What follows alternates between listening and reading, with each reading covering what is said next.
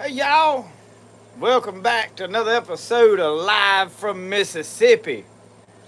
We're gonna do a little bit of cooking tonight. So how is everybody? We're getting a little bit of rain down here in Mississippi. So good to see it. It has been, like TK and Mike says today, it's been nice and overcast. So everybody's gone. Me and old Roscoe's here right by herself. Michelle is gone to ladies' conference. Lisa and her friend that's been staying with her is gone to another friend of theirs to hang out for a while. Brody's at Nana's, so we just hear us. So I'm doing some what I call freezer clean out cooking. You know, hunting season's coming up. All of that other old meat that's been in there that you've been overlooking and been gone cook and need to cook, and well, I need to cook that, which we've about went through most of it, but there's a few things that I put in there that just me'll eat. One of them is this old deer heart. So I've had it thawing out, and I stuck it in this bag to bring it out here. It's been fairly well sealed up, but it's probably a year old. I don't know this, and could be the one out of that pea patch deer. So it might be a little fresher than I thought. But we're going to just throw it on the Blackstone. We're going to cut up an onion and some peppers. I got some taco wraps out here from earlier today because I had some ground beef I was finishing off. So I don't know how we're going to eat it, but we're going to cut this up. Now, I have eaten deer heart a lot of times just sauteed. That is one of the ways I like it. You can do it several different ways. You can butterfly this thing open until it's like one big steak. I generally just cut it up in smaller pieces and just eat it. I like it sauteed. You can cut it up and batter it and deep fry it just like you do backstrap, or we call it tenderloin here, but it's technically backstrap for most people. And the tenderloin is the inside loins, and we call them a breakfast loin. So it is what everybody calls it by what Grandpa told you it was. So that's who was right, was Grandpa. So if he told you it was something else, you go with what he said. All right, I'm going to turn y'all down. I've got this heart because I don't think any of you squeamish. I hope you ain't. I got to get rid of that. I'll lay that right over there for right now. So the first thing I want to do,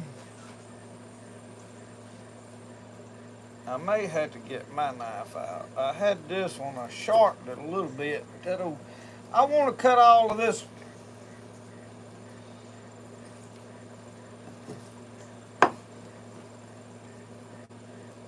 Old white stuff, that tallow and gristle and junk. I have to get all that off.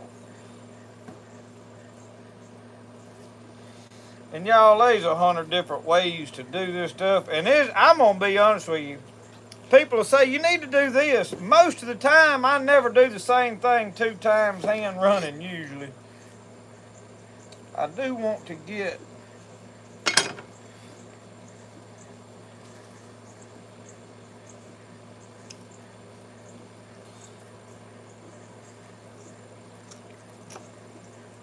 I just want to cut this white part right out of there. All right. I think about that. That old stuff's tough. But I ain't gonna cook no lot. I ain't just bad hungry today.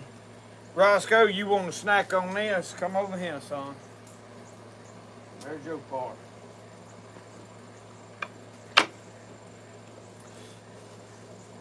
I got coffee going over here behind me on my fish cooker and my little black. So what I'm gonna do is just cut this up like this.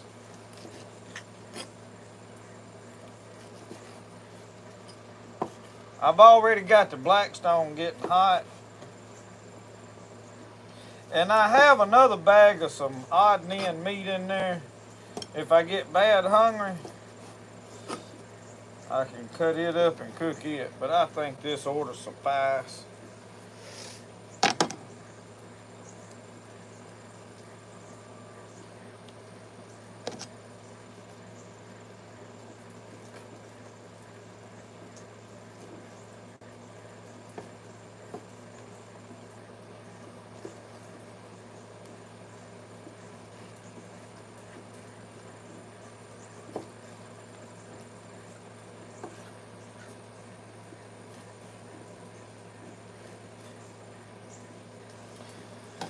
Oh, let's get the meat started cooking. So what I do now is I'll rake this off on this cutting board. Can y'all? I try to get that camera where y'all can see a little bit of everything. It's hard to get one camera set up to see everything you do.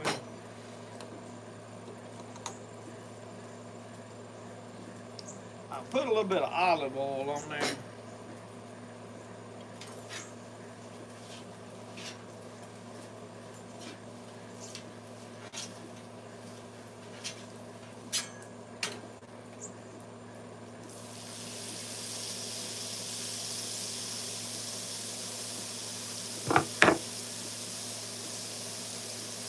I've been to have to that's the black pepper, which we need it too. I need to label these. That's the salt, I know, because this is the most rusted, and this is eat 'em raw. Smell that cinnamon burn. All right. I like Jonah laying out here because sometimes I want to cut with it. All right, now there's a outside layer right here I really ain't particularly wanting to eat.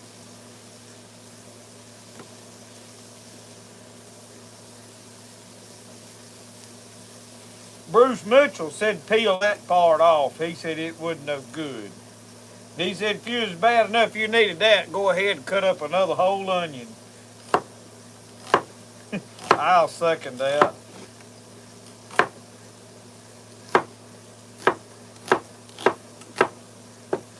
Boy, that doggone knife right there just flat cut it, won't it?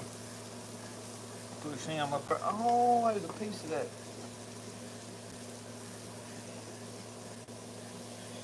bloody part out of that heart. I thought I washed it out better than that, but maybe I didn't. You just chunk that off out yonder somewhere.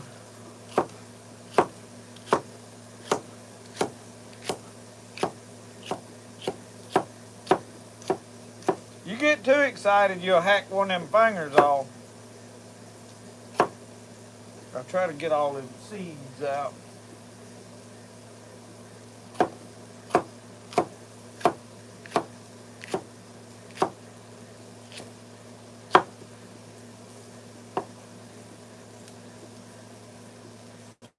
And these red ones right here done shriveled up because I got some kind of little worm-looking critters down there on my peppers. They're eating part of them. I'm telling y'all, I have had more stuff eating my garden up this year. It's made me mad enough to want to fight.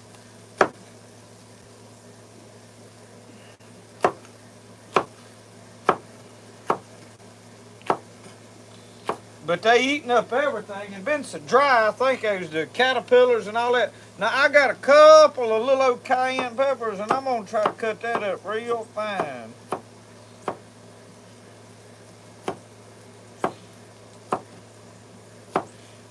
We out here working with a low light situation. I'm going to limit how many of them hot peppers I put in there. I like heat, but I ain't really wanting to just burn me up tonight. We just want to add a little bit of heat. So I'm going to do that same thing again.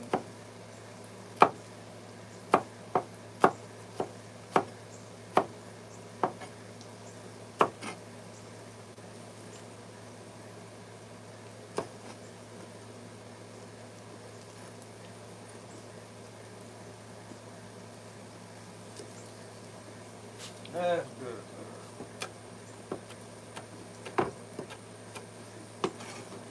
Alright, that's probably enough peppers and whatnot. Y'all see these peppers? Look at him. Boy, them good.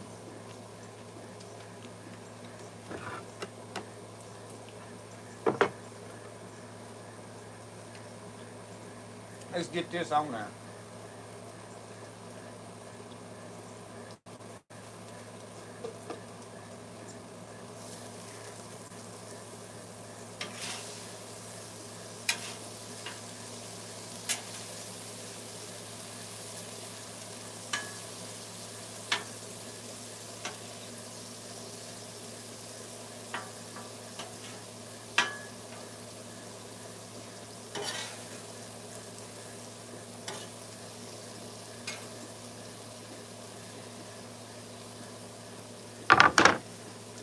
All right. Now that I got all y'all's attention with this pepper,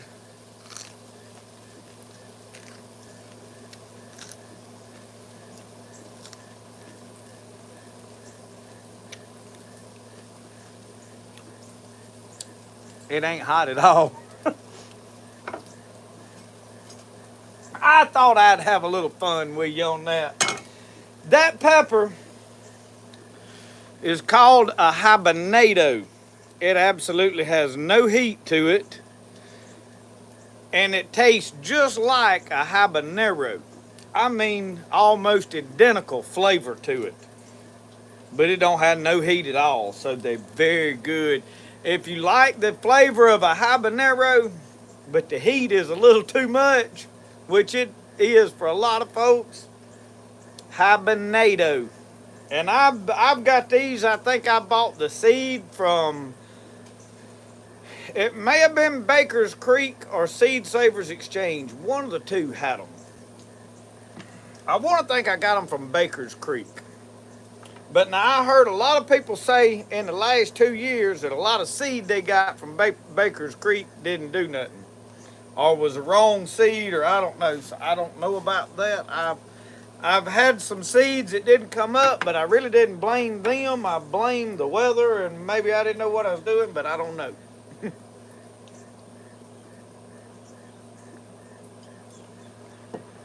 So anyway, now that I got y'all all up to date on that, I'm gonna cut these other ones up and season my food with them. They really are good to eat just raw.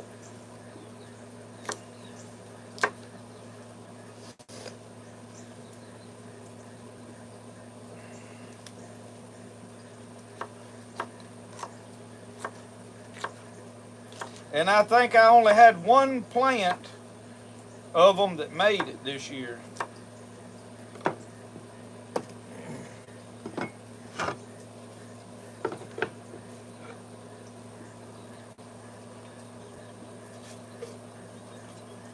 Ah, y'all don't keep standing over here. Come on around over this way. I know y'all see the teepee in the background. I've been sewing at it a little bit. It's gonna be a time-consuming project, but we'll get there. I'm filming on it a little bit here and yonder.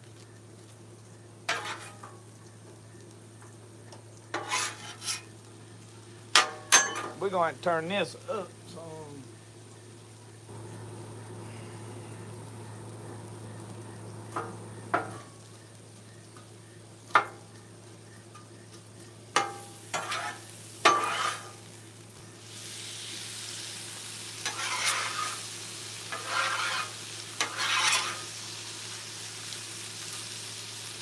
I brought my hot sauce out here. If y'all like tacos ain't real hot, I know a lot of y'all probably already know about it, but Valentina, if you hadn't ever tried this is a very good hot sauce. It's kind of mild.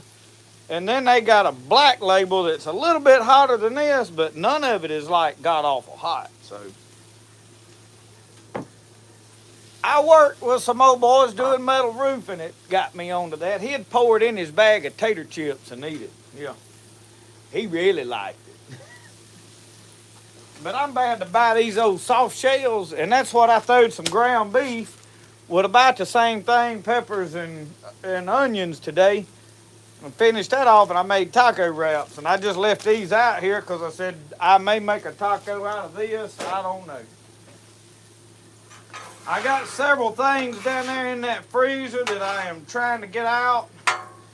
And I am trying to limit how much stuff I put in a freezer this year. I want to put more stuff in cans and jars. One reason, but I say I got more room. I really ain't. We done filled up all our shelves full of stuff. So, anyway, trying to get where that light behind me ain't like blinding y'all. What y'all think about my new shirt?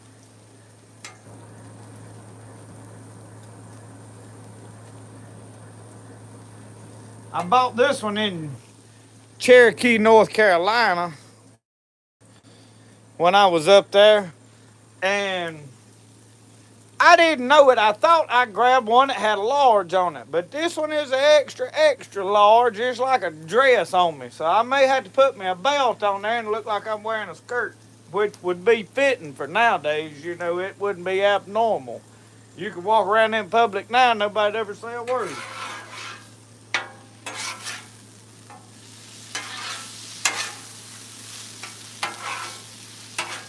Ah, we fixing to hit it with that seasoning again, and I do want to go over it with some.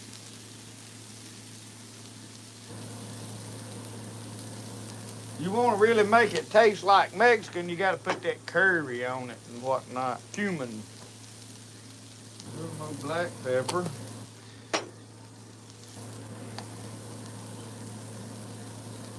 I had it pretty warm today. I put them jalapenos in it. Lissy was scared to try it. Lissy's friend made her one, and she over there, she is a hawking and going on. She said it was a mite warm.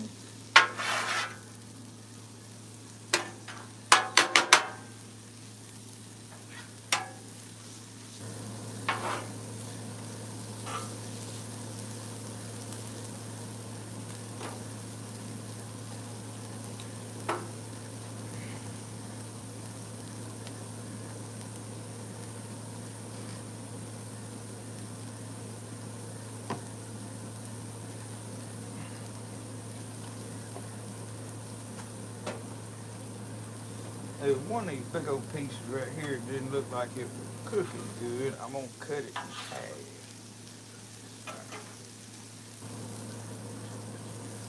I'm trying to learn not to wipe my knife off on my new shirt. I don't mind wiping it on my blue jeans, but when you got a brand new shirt, you hate to just rub grease all over it, or right on purpose.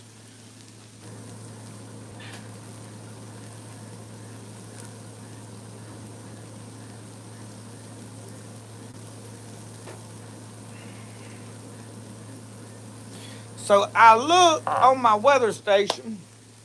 It has drizzled about like this all day. Just a misty, beautiful day. And we've got 0.34, I think. Just a little over a quarter of an inch of rain. So as for the whole week so far, we was about an inch and a half, according to my manual gauge down there. And I looked in this, and it was, I had to cycle through the stuff, and I finally figured out how to do that. And for the week, it was like 0.6 something. So we've gotten just a little over an inch and a half of rain this week, which we desperately needed. And I know a lot of y'all are still needing rain in various parts of the country. So I'm trying to send it to you best I know how. Try to spread the wealth. All I can tell you is to get out there and say, Lord, we need some rain. Because he's about the only one I know can make a difference in it.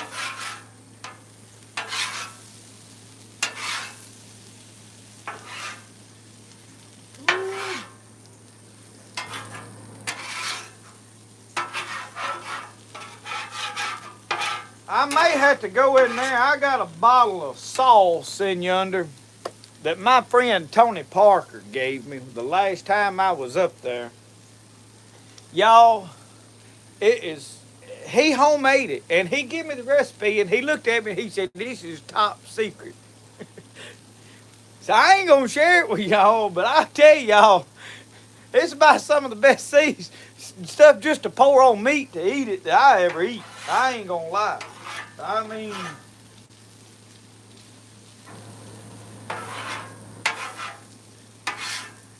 it's good enough. It'll make you want to work on Sunday. I'm telling you, it's that good.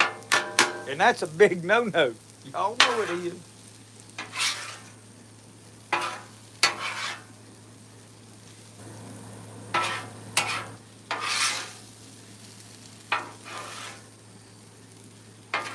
I don't know. I'm going to tell y'all what I like about this Blackstone the most. is I really like to take this spatula and just rake what I'm cooking around the whole time. It just, I don't know, it's pleasing to me to just take this spatula and move this stuff all around the whole time it's cooking. And I really like to take that and whack it on there, but it's loud on that camera. I know when I edit it, but I can't help it. I do it.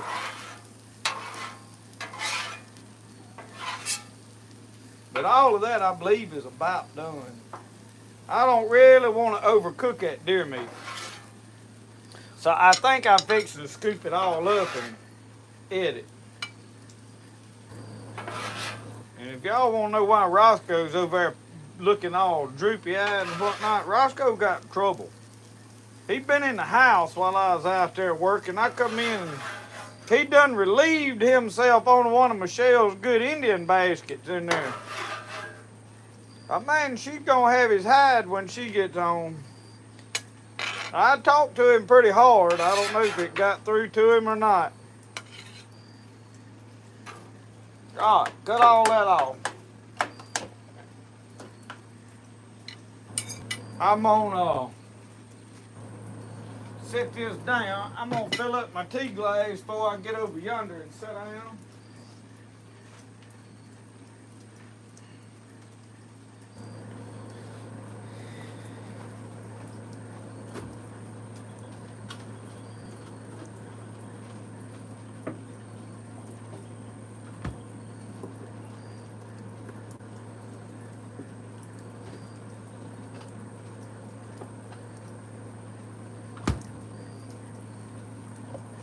All right, I'm taking y'all over here with me. Y'all going for a walk.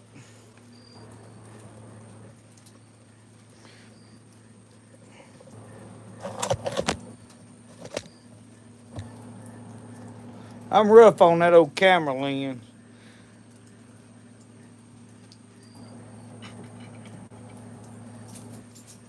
Roscoe, get in your chair. Get in your chair over there. Come on, get in your chair. Get up there. Get up there and see it. Come on. In your chair. All right, get up here. Up here. Get up there. Now sit down. First things first. Dear Lord, we're so thankful for this food. We pray, Lord, that you would make it nourishment to our bodies, to give us strength and good health. In Jesus' name we ask you. Amen. I think that right there is the number one reason there's so many sick folks in the country. They don't nobody pray over that sloppy eating half the time. And I'm guilty. There's a lot of times I'm in a hurry. I got me a sandwich up there yesterday. We had to go to West Point. I got me a sandwich up there, Popeyes. You talking about hurting old boy's stomach.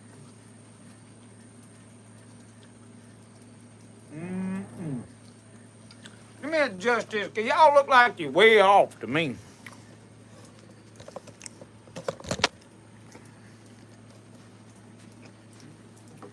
I know Uncle Sasquatch, he likes to look at old Roscoe sitting over there. He's got his own chair tonight. He's got it made. We got him fixed up. He's a celebrity, is why. He's probably worth more than I am. So the thing I wanted to mention is for all of you that heard Dear Heart and went, ugh, because I know they was some, they always is. I ain't even looked at the comments, I know. Deer heart is probably the best cut of meat in the whole deer. It is a muscle that is probably the tenderest, best flavored. It don't have a liver flavor. I mean, until you try it and cook it and eat it, I'm telling you, it is the best piece of meat in the whole deer. And I've been eating deer all my life, grew up on it, so I well know what I speak of.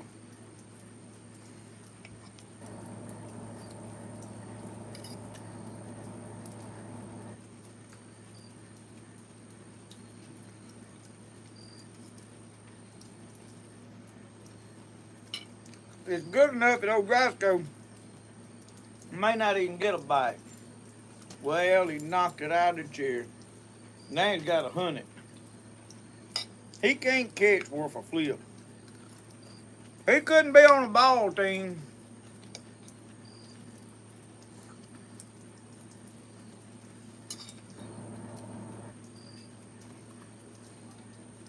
Did you find it?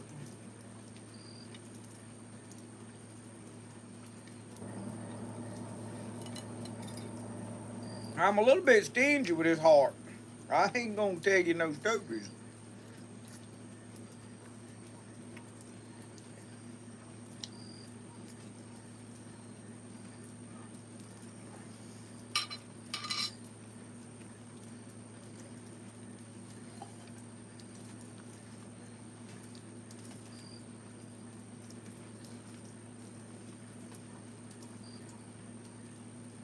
See if I can get the chat pulled up.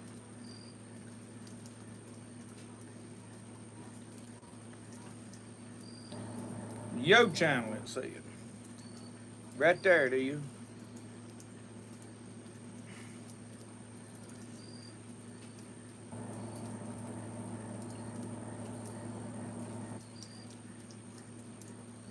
Well, it's offered me a chance to have some moderators. So anyway, I see a lot of names, a lot of everybody on here.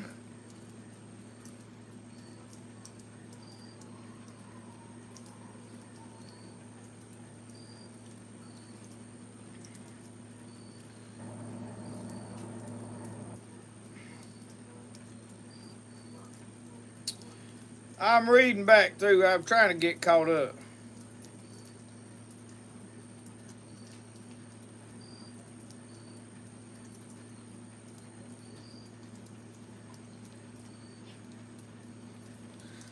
So anyway, Mr. Larry, you are working on a a boat motor. Are you looking for a battery for your trolling motor? I have got to buy one for the War Eagle. The ones in it will charge up and work for a day, but I'm talking about they won't last all day long. For me, I like to fish all day. But they run down just sitting out there in the yard. Like if I charge it up today, in about 3 days, it'll just drain down. So I know it's got a dead cell in it. Probably needs 2 new ones put in it. And I knew it the last time I went fishing, I had trouble. And then when I was working on them LED lights, the first day I went to fooling with them, I couldn't get nothing to come on and work right. And I thought I had some wiring issues. Come to find out, my battery was half dead and it wouldn't come on.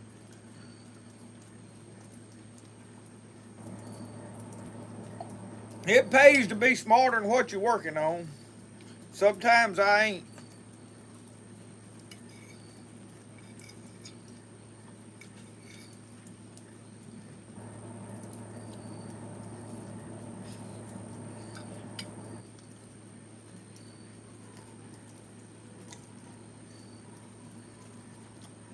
Take it, get up in that chair. Whoa, no.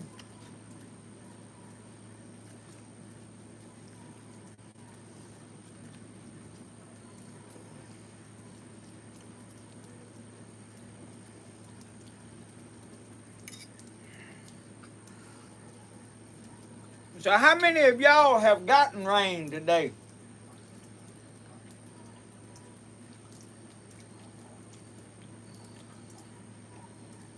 Raymond, I don't know if the river will be up or not.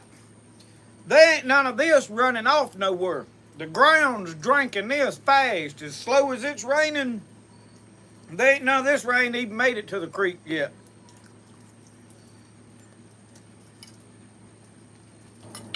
The only way there's going to be any water get in that swamp is if we have an absolute downpour for about 2 or 3 hours.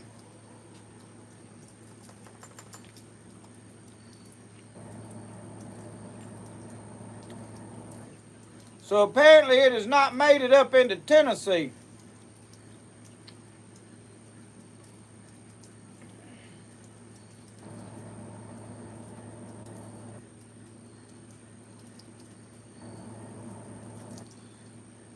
Exodus 20, these moccasins, I have had them on all day. For those of you that didn't notice, I've been wearing them since I built them this morning. I got up and put these together this morning. I've been wearing them all day, and they're absolutely comfortable. On the package, it said 10 to 12, and I'm a 10, 10 and a half, and they snug on my feet, but they're perfect. They're not like too tight snug on my feet, because with a moccasin, I don't want them flopping, but now I feel like you can adjust by how you tie this. You know, you could, in building it, you could loosen it up or whatever. So I am planning on building me a pair out of some of these beaver hides. I am setting on one beaver hide. They're not just like buckskin soft, but I want them to be somewhat like a boot. I wanted to put the fur on the inside and see how they would hold up for winter. Only problem is, if it's cold outside, I really don't want my feet getting wet. So I don't know how they're going to work out. But they'll still be fun to build.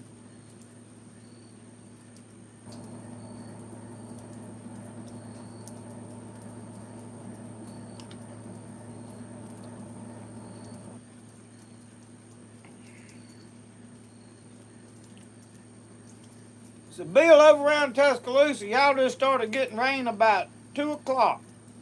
We got most of our rain this morning, so hopefully it's moving that way. I hadn't looked at the radar, to be honest with y'all.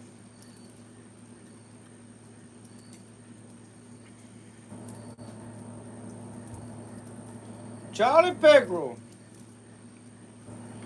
Larry said, how is my mom? My mom cooked, well, no. My dad cooked a stew yesterday.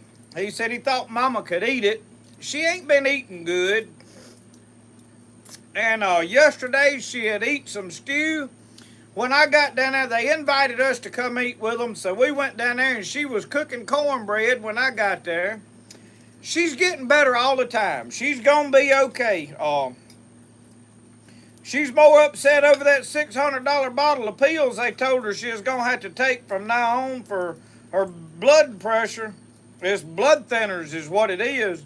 And she said, I'll take these. She said, but after this, I ain't buying no more. She said, I ain't taking them. I said, well.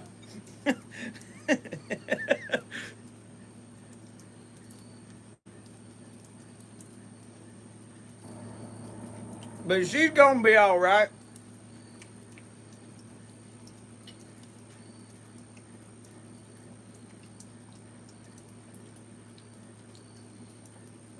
Eric said, what do you like better, flintlocks or cap locks?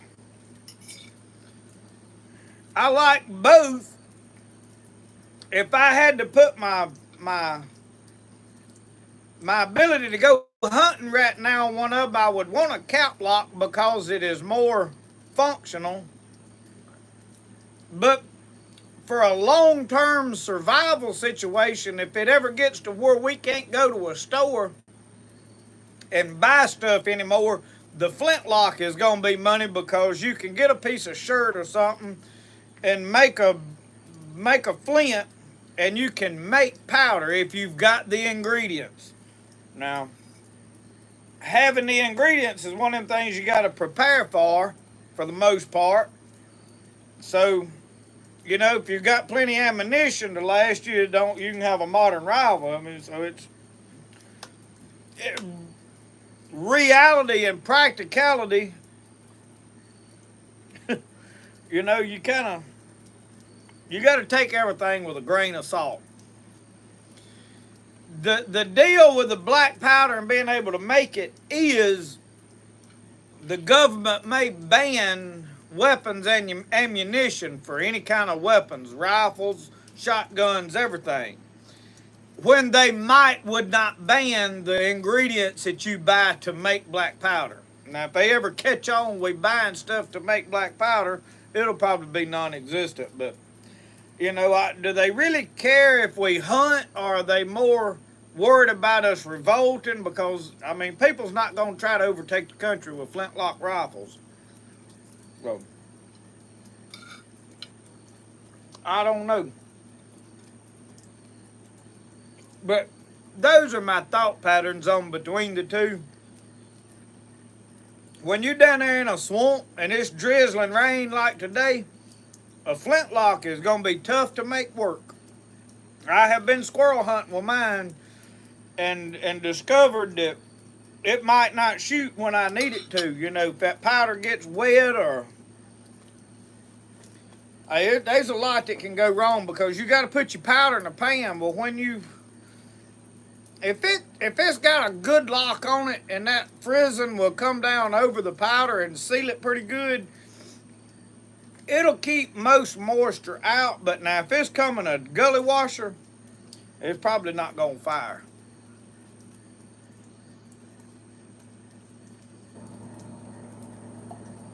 But as far as what I like the flintlock as far as the look, and it's the classic old gun. But if I'm really going hunting, I'd probably about rather have the cap lock.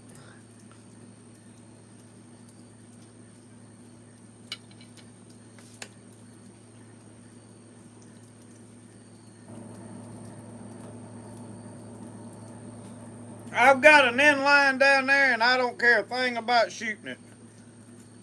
I just, if I'm not going to be able to use traditional black powder stuff, I'll put black powder in my 45-70 Buffalo Classic, and that'll be what I'd rather shoot all day long. I'm not. That's just me, though. Everybody needs to shoot what they like. I ain't against you shooting inline. If that's what you like, man, shoot it. It don't bother me. It don't upset me for you to like it, want to shoot it. It's not one bit. And I don't think you silly or, less of a man or all that stuff. I'll tell you this, too. When I buy a new rifle, I don't want no plastic stock on it either. I've got a couple. I got a 17 HMR that I've probably toted more than any other gun I got, and it's got a plastic stock.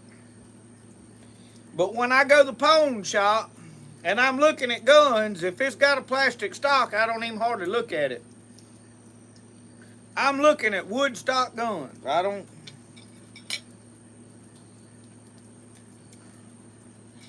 And it's because I like the old traditional, looking stuff. It ain't.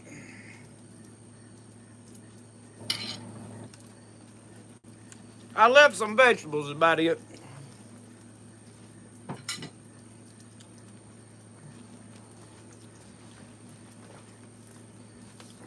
Let's adjust this. Alright. I'll turn it a little bit. I don't know if Roscoe's gonna get in his chair or not. Get up in your chair. Get up there and sit. He's gonna get up there.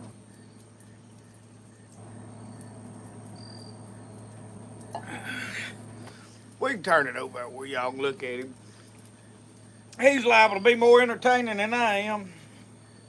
All right.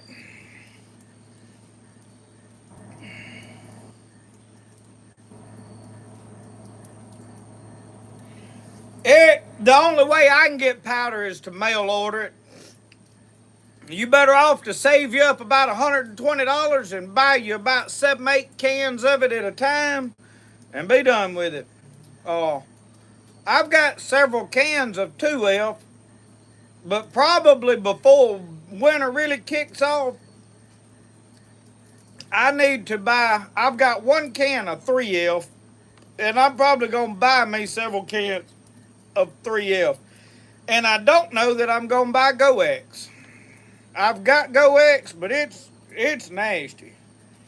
I'm thinking about spending a little more money, and those of you shooting black powder very much, which powder is your powder of choice? No money aside, forget what everything costs, which is the best powder? Swiss?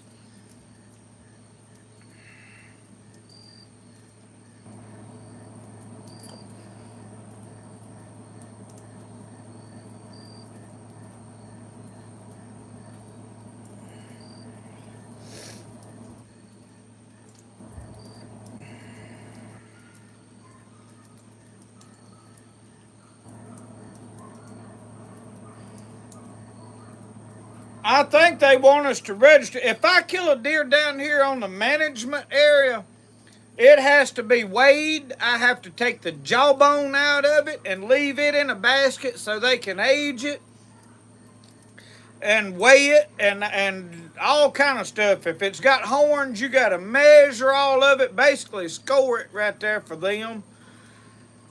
And what it has done is if they ain't a game warden standing there, 95% of the people drive off and don't never even tell them they killed a deer because they don't want to fool with all that. And now they absolutely have no idea how many deer has been hauled out of this swamp. So they shot themselves in the foot, and then there's a lot of deer killed off of it that has come out into private land that was shot on the edges in private land. So I don't know, their attempt at seeing what all is harvested. I don't have a problem with telling them, hey, I killed this many deer, because I'm not going to probably kill over 4 or 5 or 6 deer at best. Really, 3 is about, last year I killed 2 deer, but I didn't really have nowhere to hunt. This year I have spent some money to get some hunting land that I have yet to get to go see. I talked to a guy last week and he said, I'm going to be out of town till Monday, which was this past Monday. He said, and I'll get somebody to take you. Well, I never heard nothing else from him. There's another guy I talked to that's in the club. He said, I'll be off Friday. I never heard nothing out of it. And I hate to just call and keep begging somebody to take me over there to show me where it's at. But Daddy asked me about it yesterday. He said, have you seen your land? I said, no. He said, you ain't gonna get to hunt her. I said, yeah. I said, I paid my money. I said, I'll go over there and hunt somewhere. I said, and if I haven't been one of their stands when they get there, I said, they may wish they'd have told me where I could hunt. So anyway, Swiss is the cleanest. DH, I am going to get my 4570 Buffalo Classic. I am wanting to put me a flip-up peep sight like them old boys shooting on sagebrush long shots, where I can shoot a little further out. That 4570, you really lob that bullet. And if I ever get something consistent, which mine shoots good, it's got a long barrel, it shoots really good. I need to take it down there and let's put it on that table and shoot it a few times. For a couple of reasons, I need to shoot it. I've got a few shells. I loaded most of my shells with black powder, but I've got some that are not black powder, and right now they mixed up. I don't know which one's which. And I need to shoot the 30-30. I'm going to hunt with it some. And I need to go down there and shoot those guns, not to mention it would tell us if that table is creating a huge problem for us, because I've got a lot of people telling me, oh, that table down there is wobbly. But I don't think it's making that big a difference, because I'm shooting about 50 yards. If I was shooting 100 and something yards, yeah, I would say, man, that's making a big difference. But I realize people ain't standing there, and through a camera, you can't really tell how close that shot is. You thinking and just looking at the camera, man, that's way off out there, but it really ain't that far, y'all. But we could solve a lot of that, or at least answer them questions. I really hadn't started getting ready for season yet, Bill Valentine. I hadn't.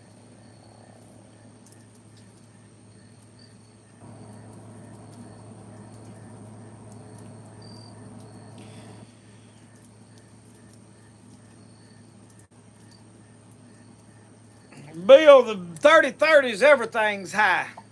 Right now, Ruger has bought Marlin.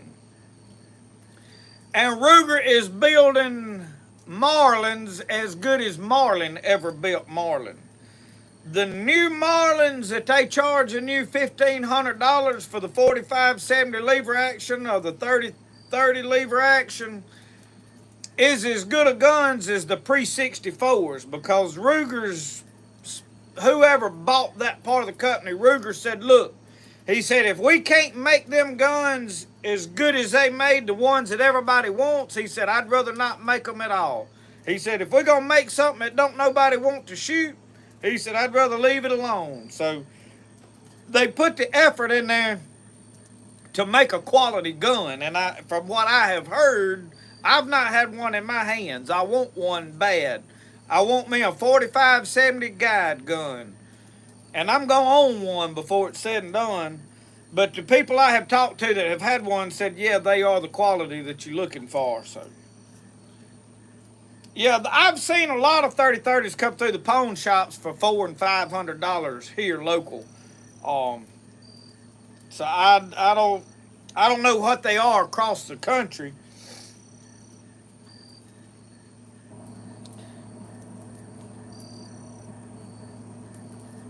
The best thing you can do if you want a good gun is to build one, as far as a flintlock or a cap lock either.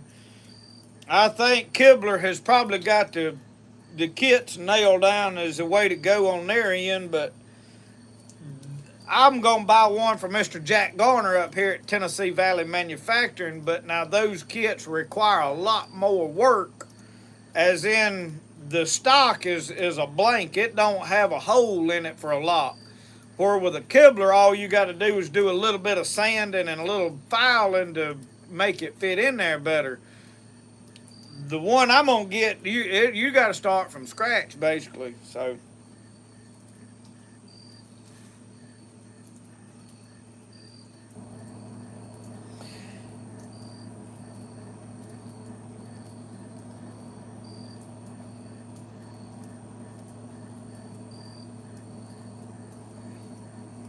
I seen somebody had a 30-30 the other day somewhere out that I was talking to that had the Western Auto brand, whatever it was that Western Auto was selling at the time. I don't know what they were, but it wasn't the Winchester, if I ain't mistaken.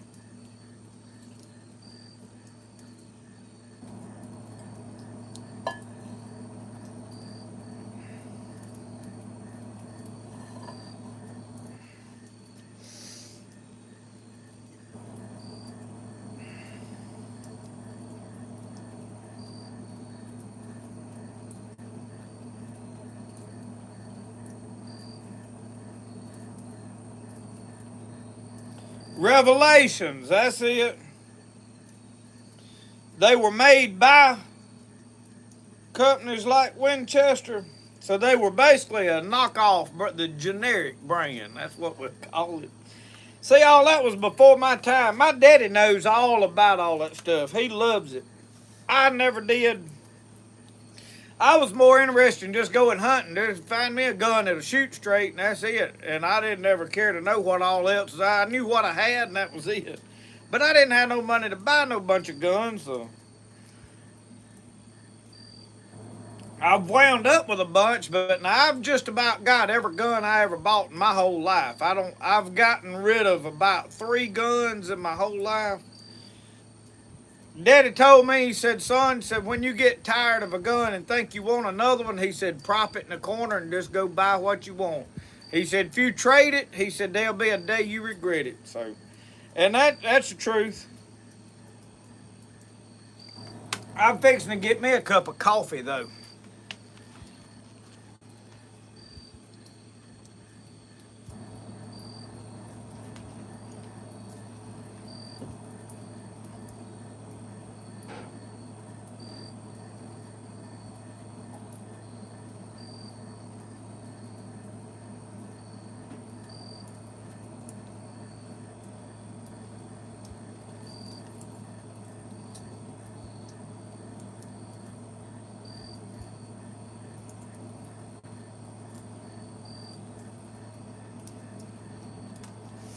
I had to relight my fire over under my coffee pot. The wind had done blowed it out.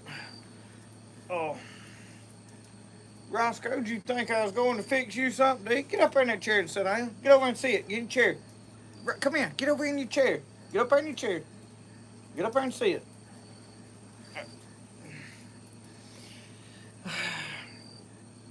John Thomas, I got some ice cream over there, and I'm probably gonna get into it after a while, sometime or another.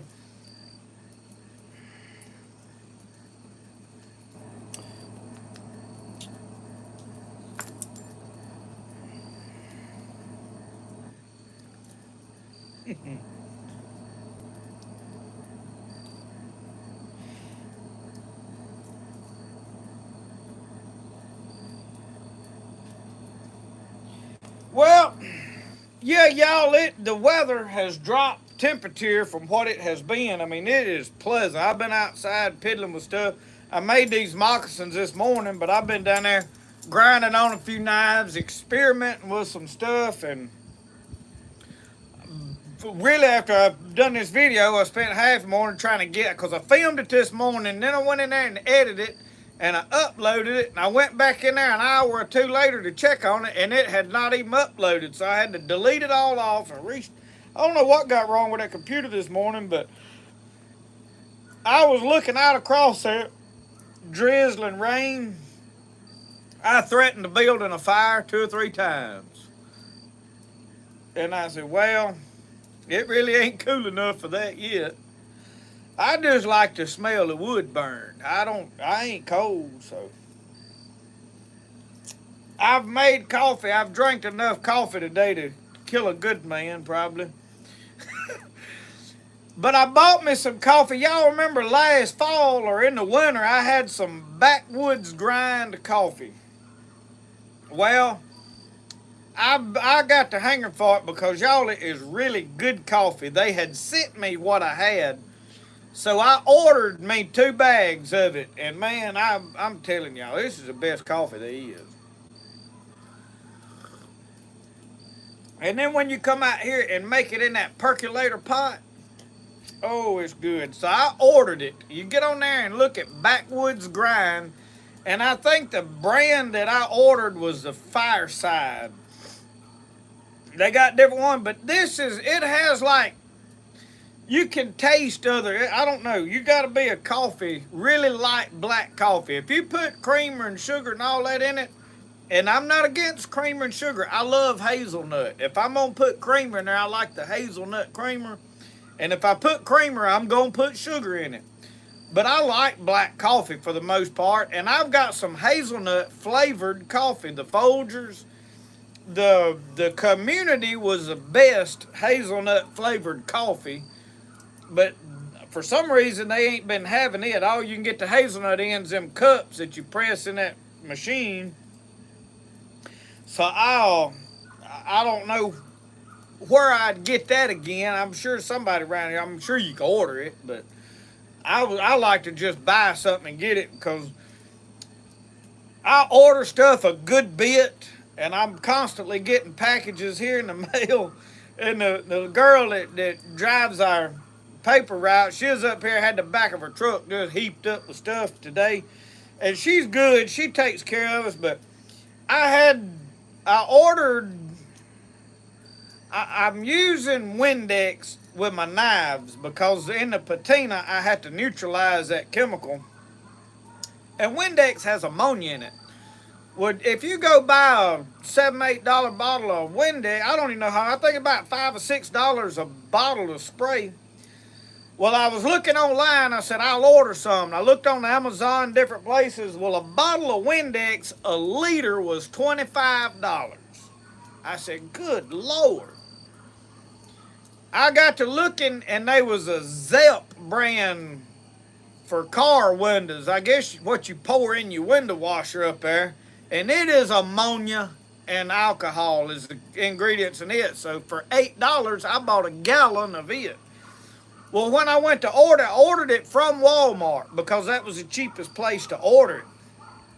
Well, when I pulled my cart up, there was 3 packs of jigs in my buggy, in your shopping cart online. And I seen that one of them was that black and chartreuse that I wore the crappie out the last time I was fishing with them. I mean, they loved it. I said, well, I need to get some more. And then there was that Joker color, the pink with the pink belly and the chartreuse back. I said, well, I'm going to leave him in there. So they were supposed to have been delivered yesterday. It showed up and said delivered. They wasn't in my mailbox. So I don't know what happened to them. So I'm missing out on my jigs. I mean, I hate to complain about it, but and I looked on there and they said, well, give it 2 or 3 days before you report it missing. And well, so I'm gonna give them to Monday. If it don't show up Monday, we're gonna have a come to Jesus meeting over my crappie jigs. And it ain't like I need any more jigs. I got more stuff than I can fish with now. I have had some Black Rifle coffee. It is good. Um, but yeah, I like my coffee black for the most part. This is just black coffee, and it is Backwoods Grind is the name of it. And it has some. I mean, it has a, and I like it strong. I'm like old J.R. Willis said in one of his videos. He said, I like to taste my coffee. Old Jerry Clower said he'd got on that airplane, said he ordered, said they brought him some of that snuff water. He said he done drank 2 or 3 cups of that snuff water.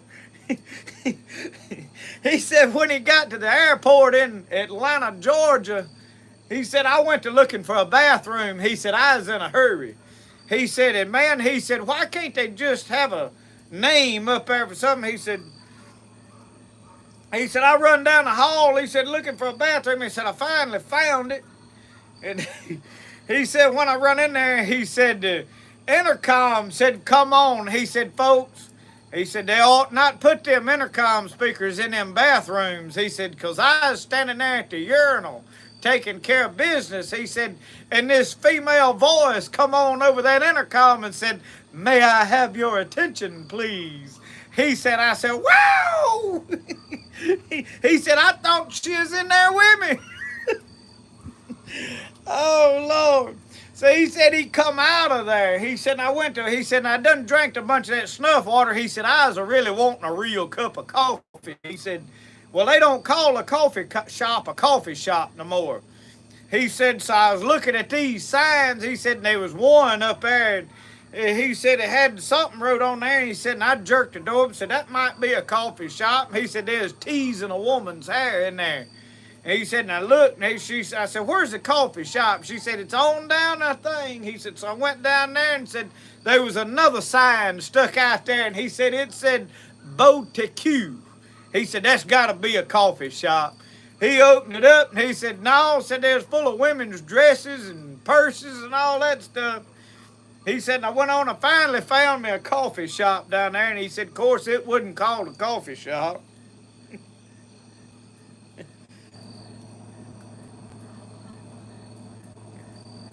Sometimes you put chocolate powder in it. You mean like the Hershey's chocolate? You talking about you put the chocolate that little boy eat on that spoon, and he got that real solemn look on his face and coughed, and it just flew out everywhere. Are you putting that Nesquik that Brody likes in there?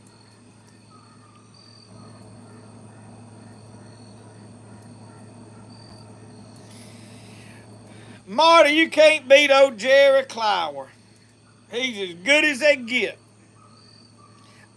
Rodney Dunaway, I've tried the Louisiana with the chicory. In fact, I've got some Louisiana. No, I've got community with chicory in it down there in my chuck box in the shed.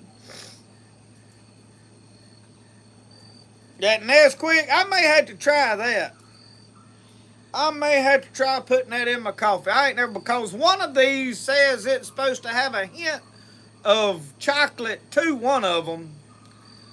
Each one, you'll have to look what it describes their coffees on there. If you get on Backwoods Grind, they in Jackson, Mississippi, and they good people.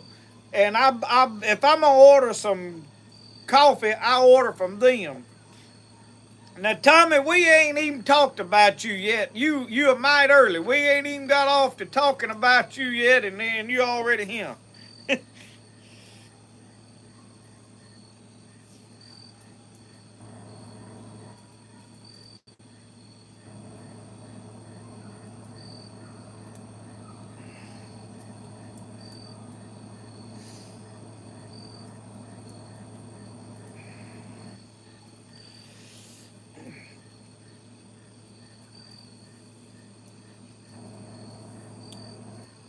Yeah, Diane, trading a gun ain't never a good idea, cause it'll you'll regret it one day. It never fails. Just go get the one you want.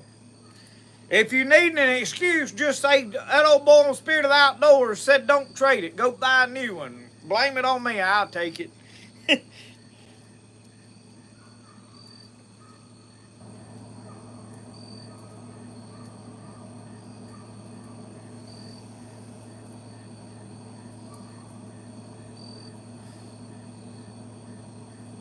What was the name of the lake where we camped at? It was Lake. Oh Lord, Lake. It starts with a C.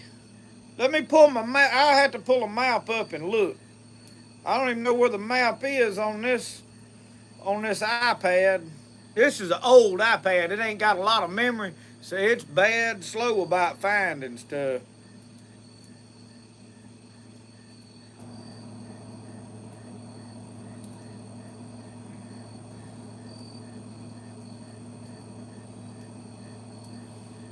Lake.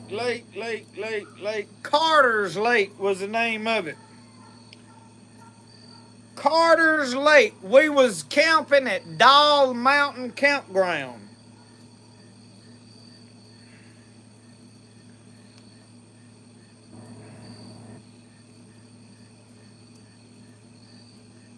Sapphire, thank you so much.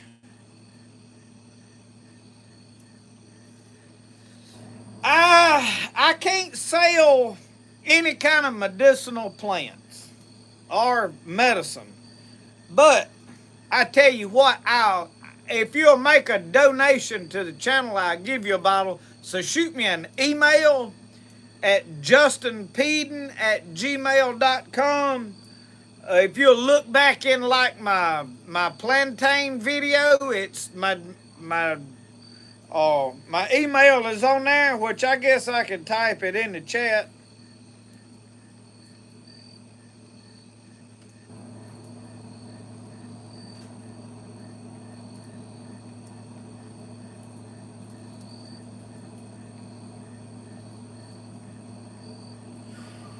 There it is. Shoot me an email. We'll work something out. But technically, I can't sell you medicine. It's a little bit illegal. I can give it to you as a gift, and then you can make me a donation. That's how we'll work that out.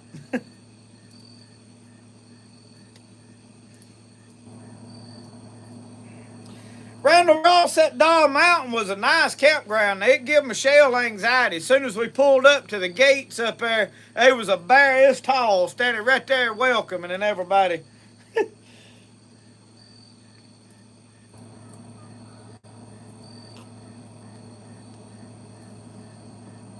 Eric, I have used 3F in a flash pan on my 36 caliber. And that's the only flintlock I own.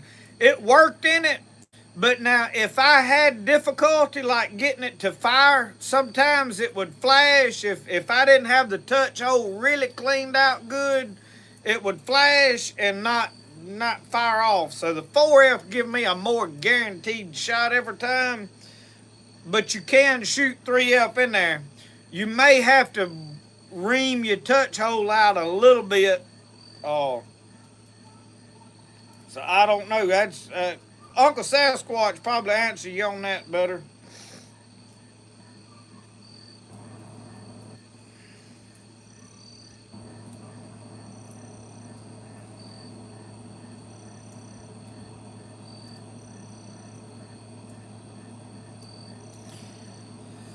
Kathy Michelle is going to Jackson to ladies conference with the ladies from the church. They spending the night down there tonight, having church tonight. They got classes in the morning. Just kind of a retreat thing and motivation for the ladies, and I think it's good for Michelle to get to go. And I started to go get Brody. He's at his Nana's and was there all day today. But being I'm going to be here doing it live, Lissy was going to be here. I would have went and got him, but they decided to go to one of their other friends. So Lissy left, and I said, well, I'm just going to leave Brody over there where he's at. Me and Roscoe going to have peace and quiet tonight, and they'll all be back tomorrow.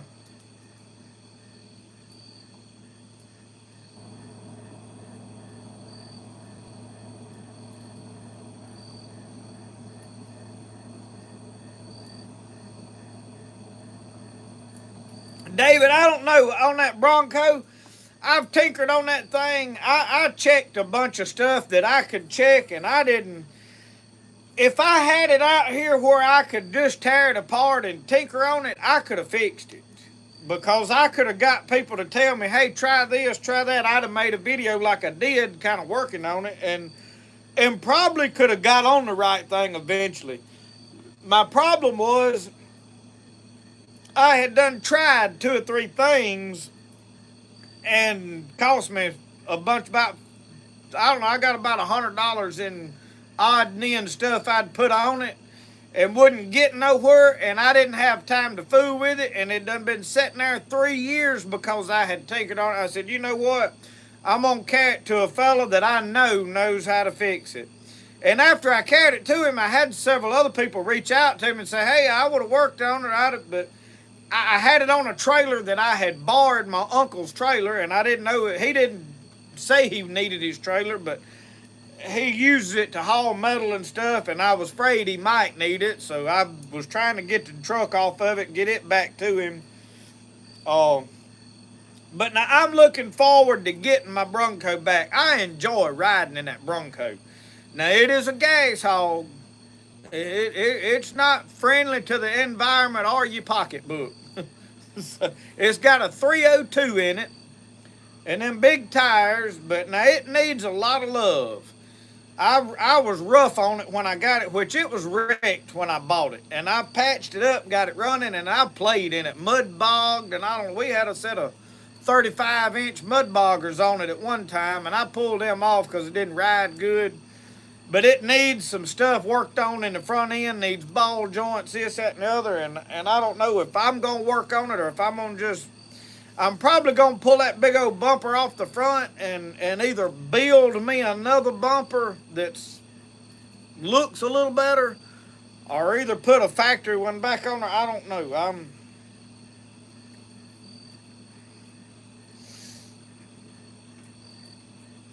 But anyway, I'm looking forward to getting it back where we can ride in it, and I'm probably going to take it to a body shop and have that dent pulled out of the back there. It was like that when I bought it too, and before I paint it, because I hate to paint over that dent and then wish I'd have had it fixed. So, but if I'm going to keep it and play with it and ride in it, I need to make it decent. And here's my next thing. The reason I need to spend some money is my daughter loves that thing, and she wants to drive it, and it ain't fit for her to drive right now. So I need to get enough, I need to get it dependable. Let's call it that. Where, you know, you ain't having to take a mechanic to drive it. Ken, I fully intended to make a pokeberry tincture, but time has slowly run away. What you can make that pokeberry tincture in the winter. And here's the reason. If you know where your pokeberry plants are, you can dig that root up because you're going to tincture the root, most likely. Now, I could tincture the berries. I don't know, and we may do that. I need to do some research and see if that is a good idea or not. The thing about the pokeberry, and here's why I'm a little bit leery of it. If I jump up and make me a pokeberry tincture, and I know that, hey, I just need to take like 2 drops of this, and somebody watches that video and go, oh, pokeberry tincture, I'm going to go make me one of them, and they go make it, and they squirt a medicine dropper full down their throat, and it kills them, who's that on? And I'm kind of leery about it. You know what I mean? I go by and eat pokeberries off of this plant over here. I mean, you can see the berries hanging everywhere because there's some caterpillars on there that have eat every leaf on it off, which they've eat the leaves off of all of them around here. And I got a big old orange worm eating my maypop, my passion flowers. They eating them up. So I don't know about the I'm kind of iffy on the pokeberries too. I don't want to encourage nobody to get hurt with it. You know what I mean? Most everybody's got good common sense, but you got to face it. In our world today, you can't just assume that everybody's got common sense anymore, because they don't. In fact, It's less than half people's got common sense nowadays.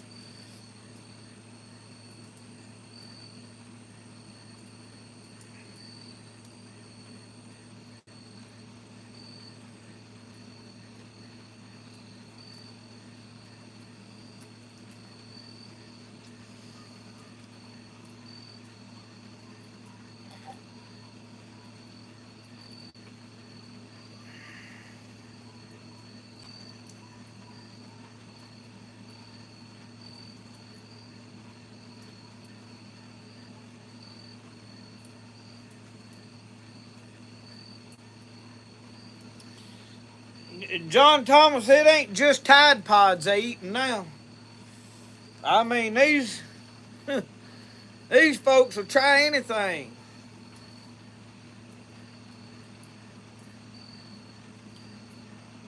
And they don't have no idea how good life can be if they would just back up and live a simple life.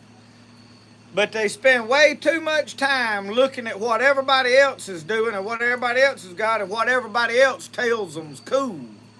And they think, well, they need to do that. And most of them's listening to music they don't even like because they think everybody else thinks it's cool. Because it ain't cool to listen to this old stuff. I'd just as soon ride around listening to Kenny G blow a flute as I had some of the junk that they listening to. I might go sound asleep listening to him, but I could enjoy it. How many of y'all listen to Kenny G?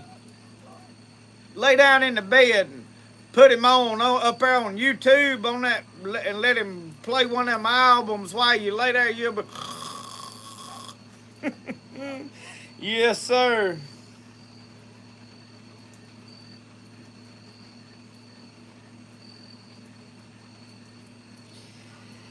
Well, Ken, the berries are a lot weaker than the root.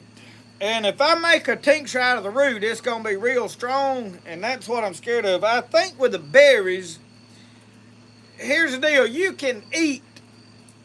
I eat the berries like a peel. I just stick them in my mouth and just swallow them whole. I eat about 4 or 5 every day, and they help my elbow tremendously. But I don't know, once you do an alcohol tincture, it would take me some experimenting to figure out how much of it to take. And me making a video on it, they're going to be 1,000 people comment on there. Well, how much of it do you take? Well, I don't know yet, you know. So I'm struggling with making a video because I want to help people, but I don't want to get somebody hurt. I don't. If you fool with pokeberries, it is a very powerful plant. It can really help with arthritis and stuff. Just be very careful with it. Use it very sparingly. So Harold, we'd all probably be a lot better off if they would do that. I mean,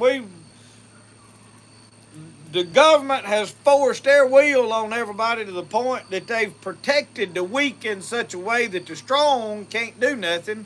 They ain't none of us free no more. I mean, not at all free. It's like a seatbelt. A seatbelt is a wonderful thing. A seatbelt will save your life. But when you can fine a man for not wearing it, that is government overreach. That's overbear, because even though it is a good thing and you should wear it, it'll save your life. When the government can make money off of a man because he don't like to wear it, that's wrong. I mean, it's a motorcycle helmet. They'll save your life. If you have a wreck on a motorcycle helmet, that helmet will save your life, no question. But when you tell that man, if you don't put it on and wear it, I'm going to write you a ticket, that's government overreach. That's too much, you know. I don't agree with it. I seen a reel today where a guy, he was fishing and the game warden climbed over in his boat and just dug through everything. Didn't write him a ticket for nothing. He had a license. There wasn't no alcohol in the boat. He wasn't doing nothing wrong. He didn't have nothing illegal. Game warden dug through, opened every hatch on the boat, scrounged around and everything. And he looked there with the camera when it was over with. He had filmed it all because he was a YouTuber fishing. And he said, I don't agree with this. He said, the police can't do that. He said, unless they see beer cans laying out on the deck of the boat, or see me drinking, or smell marijuana smoke, or see me do something wrong, he said, why do they have the right to come search and dig all through my stuff? And you know, it's kind of the truth. I mean, I've always known game wardens has got more authority than about any law officer. They can come in your house, open your freezer up, and just dig through it to see what you put in the freezer. Which, in my mind, how do they know how long that's been there? I mean, if they find 2 deer in there, do they know that they was just put there, or if they've been there for 10 years? You know, I mean, so I don't know. I could get worked up about it, but probably be a good idea if I got off all that subject. Just, I want less government. I want the government to just leave me alone.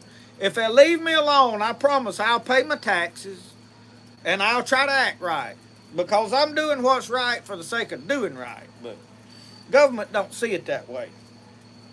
They want to tax my dollar every time they want to tax the one I get, and then when I spend it, they want to tax it again. And if I buy any land, they want to tax it every year. Well, I done bought and paid for it one time. I ain't got to keep paying you for it, but I do. And I ain't got no choice.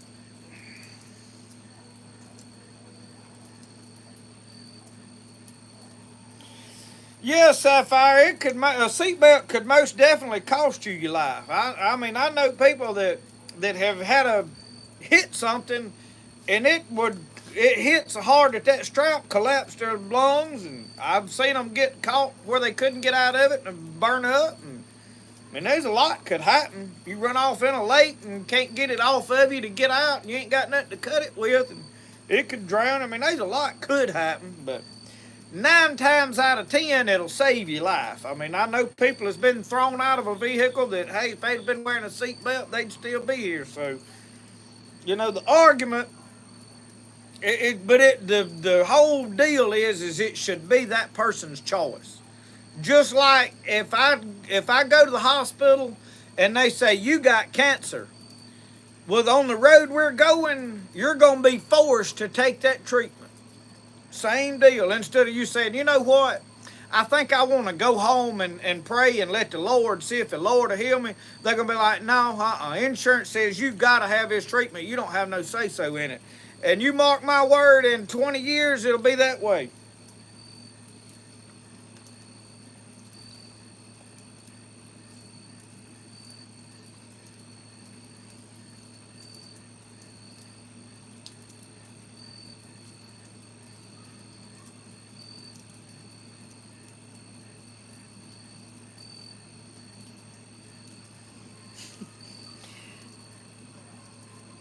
Yeah, Larry, it'll probably be before then, truth told. Uncle Sasquatch, you're trying to put your chicken to sleep? For those of you who don't know, Uncle Sasquatch has got a cockatoo. Lissy wanted one of them things, big old bird. I said, oh, you're not bringing no hollering bird in my house.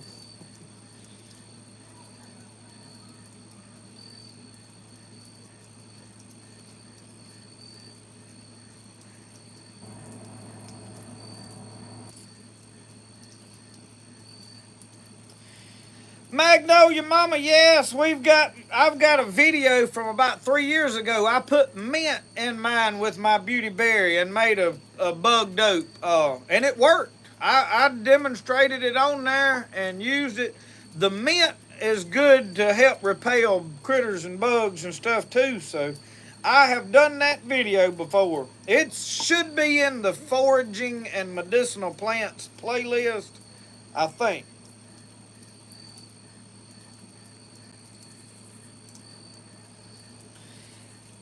Lucy's got a parakeet, Tommy. We had 2 of them, and one of them died here about a month or 2 ago. Just, I don't know.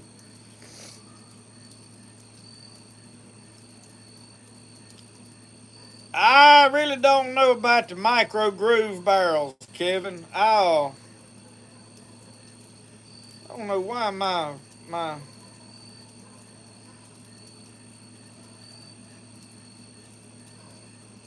I really ain't got an opinion.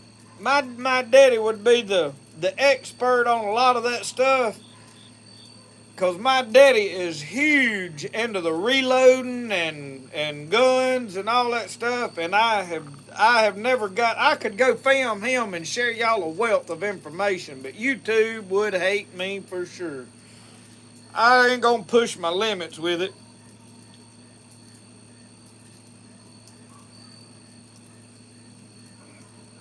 Chris, just go ahead and get you one of them big floppy footed silky roosters and turn him loose in the house. You'd be just as well off.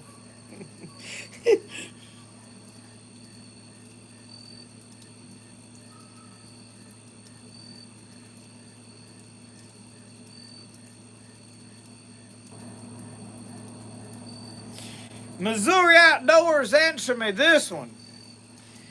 In Mississippi, you gotta have a seatbelt on now in the back seat. Used to, it was just the front two seats, but now everybody in the truck, as far as the last I looked, has got to have a seatbelt on. I think. Now, don't quote me on this, but I know in a lot of states it is. Back seat, everybody's got to have a seatbelt on. No question, they'll write you a ticket. But you can put all your kids on a school bus and ain't none of them got a seatbelt on. Now, you answer me that one. Send them to a government school, public school, funded by the government. Ain't never school bus got a seatbelt on it nowhere.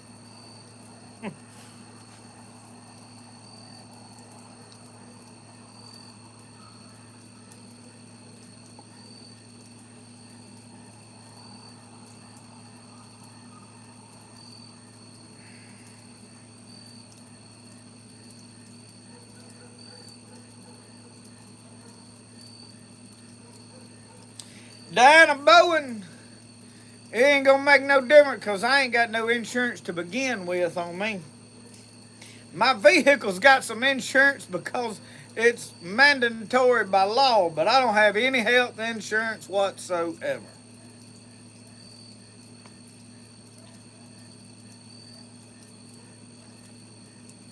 But my argument is not that a seatbelt is right or wrong. It shouldn't be mandatory by law. Just like it shouldn't be a law that you've got to have insurance either.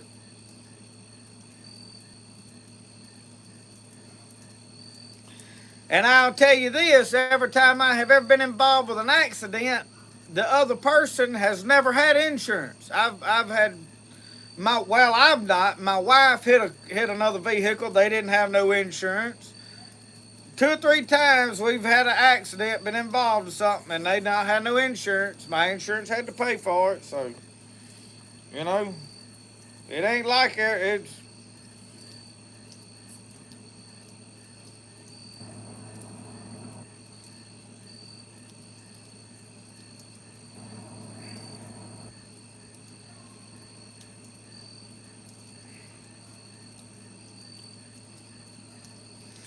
You could argue with the seatbelt whether it should be or shouldn't be all day long. And there's plenty cases where a seatbelt killed somebody. There's plenty cases where a seatbelt saved somebody's life. But it still should be up to a person that, hey, I want to wear this or no, I don't. You know.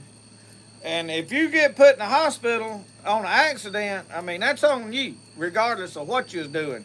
Because you can trip and fall down your steps out here coming off your house and fall and hit your head and be put in a coma. That's beside the point. Just because it happened to happen in a vehicle don't mean we should make laws and force everybody to do a certain way just because a handful of people think, oh, that's better. You know, I mean, everybody in a free country, everybody should be able to make a lot of their own decisions that pertain to themselves. You make laws about things when it starts affecting somebody else's well-being because, I mean, if you in a hospital Man, you there, you run up a bill. You got to pay for it. They send you a bill. That's who pays for it. And if you don't pay for it, well, then they start garnishing your wages or taking your stuff. You know what I mean? So that's how that's supposed to work.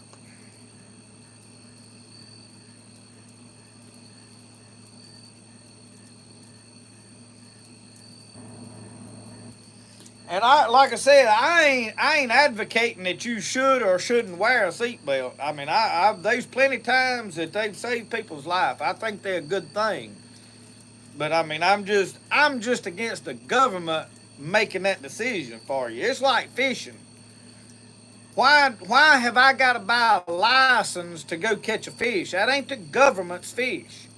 That belongs to the people. That's our fish. We already own them fish. They in our waters in our country.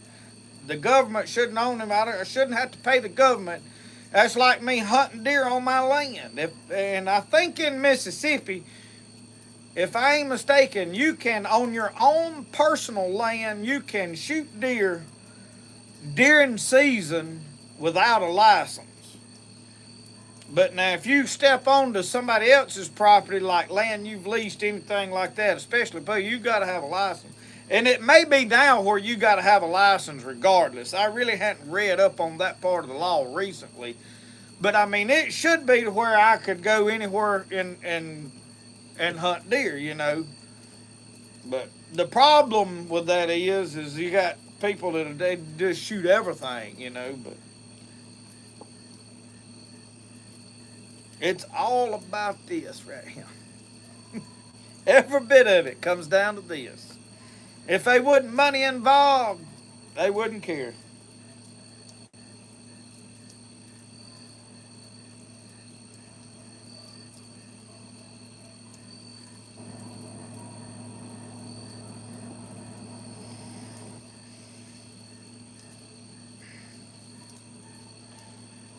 We register our boats here every 3 years, if I ain't mistaken. I think when you buy a boat registration, it's good for about 3 years. I about know it is. Um, but like tag, they finally now in Mississippi did away with the inspection stickers on a vehicle. Um, I got written a ticket for tint one time. And I had just put the tint on my vehicles and they made me peel it off. I got a ticket for no inspection sticker. It was expiring. When I went to get the inspection sticker, they made me pull my tint off. It was legal tint. I had bought it. The legal, what you're supposed to, and they were, oh, it ain't legal. Well, what was I going to do? I couldn't. So when I pulled it off, I was like, that just,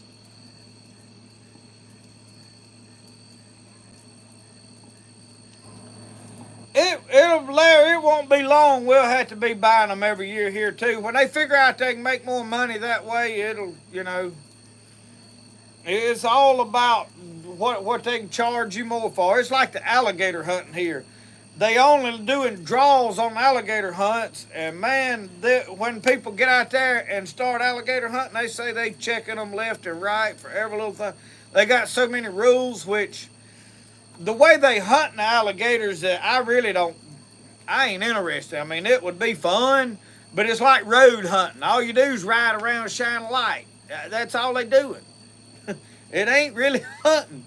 So, you know, and if they turned them loose and let them do any kind of way, folks would be shooting each other down at Ross Barnett Reservoir because they boats all over everywhere and they be shooting at them out there and bullets skipping across the water. So I understand why it's like it is, but I mean you got about, I think a tag is, they may be $100 a tag or they may be 200, maybe 200 a tag, but they making a fortune off of that.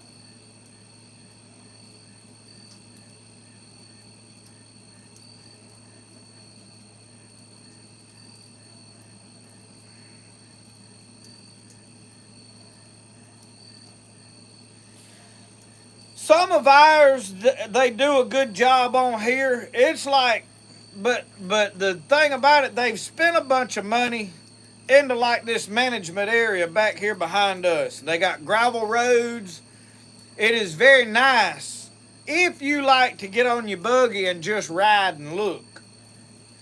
But as far as fishing, you got to stay on it. You still got to walk out to the fishing holes. They have cleaned some of the rivers out, but they tore all the beaver dams out, and now it won't hold water for nothing. So what they've done is they've effectively spent a bunch of money to ruin the actual hunting and fishing, but they've made it a nice place to ride and look. And so it's a lot about they can spend a bunch of money on something, but is it benefiting or is it not? And they release fish here every year, but they go down there and they release a whole bunch of catfish down there at the bridge, and they get caught before they ever make it up to the first dam because they put in low water crossings that's basically a dam across there with a culvert running out. Well, the water runs out of the culvert down, but the fish can't go up no further than that until it floods. Once it floods early in the spring, the fish can get over it and go. Well, people go down there and they catch them by the. I know there was one bunch over here. They caught 300 and something this past year, and they little old catfish, and they won't be that long. And they raise them in these ponds, and the government takes them down there and releases them, and they think they're stocking the rivers, and they don't. I bet a fraction of them don't make it, and it's because of they spent the money, but they don't have the management that knows what they're doing to make it effective. We used to have plenty water in here and plenty fish when the people that lived around here just kind of run it. It was owned by a timber company, and then when the government took it over, it has went downhill. Other than the nice gravel roads that go all up and down the middle of it, and those gravel roads there's so many roads in there you can't hunt nowhere because you can't get away from a road to hunt, and people steadily riding on there with the game just gets pushed out from it. Now the squirrel hunting is pretty good, but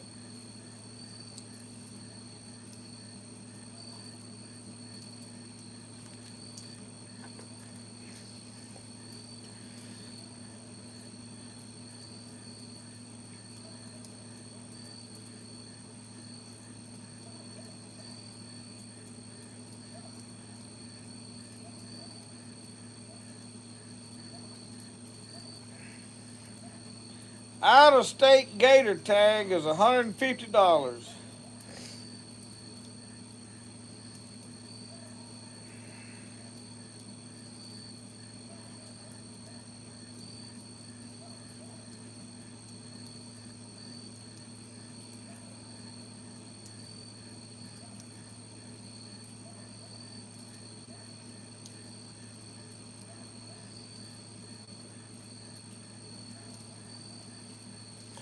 Harold Neely, if I understood correctly, because we had inquired about, I wanted to be buried over here when I was younger under a tree, which the tree died and ain't there no more. It was a big old persimmon tree, and I said I wanted to be buried under it. And because when I was young, I never thought I'd live to be 20 years old. And if I ain't mistaken, it's against the law to be buried on your own property. I don't know that. You may can get it. I think you have to have it deemed turned into a uh, graveyard. But I don't know. I hadn't looked into that in a long time.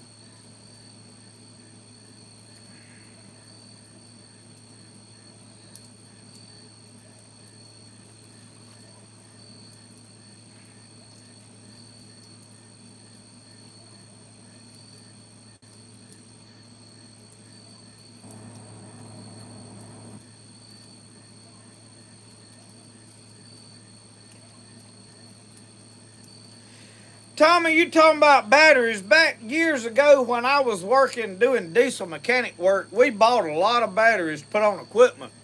And back then, AutoZone carried the best batteries. Hands down, they outlasted everything else. But now, I think they all about the same. I don't know that any one battery is any better than the other one, honest to God.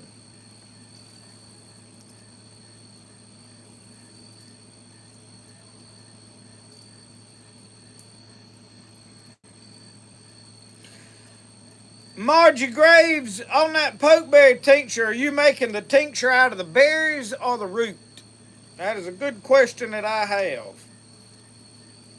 Because I was going to make it out of the root, which is considerably stronger, but yeah, I did fix my rocking chair, Brian. I don't know how long it's going to hold up. I put that tight bond 3 on it.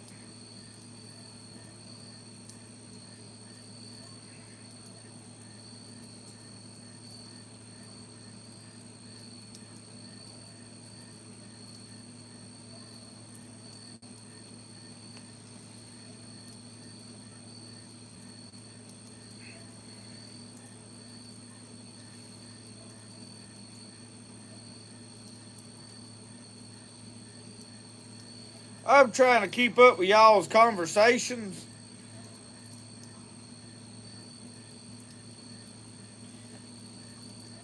I don't. My daddy has been buying Walmart batteries though for a good long while now because they're cheaper, and I promise you they have worked as good as any of the rest of them. I still tend to go to AutoZone purely out of habit because that is where I have always bought batteries, and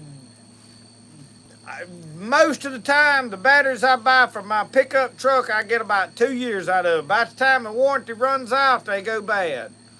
Now, the 1 year they didn't last, I got to warranty them. And then the next year, the one that I got under warranty went out, but I couldn't get it warranted. It went out before the warranty was up. I think I was buying a 3-year warranty, and they was going out within about 2 years, is what the deal was. But after you've warranted one battery, you didn't buy it, well, then the next one you can't warranty because you're going back to the previous warranty. So I don't know.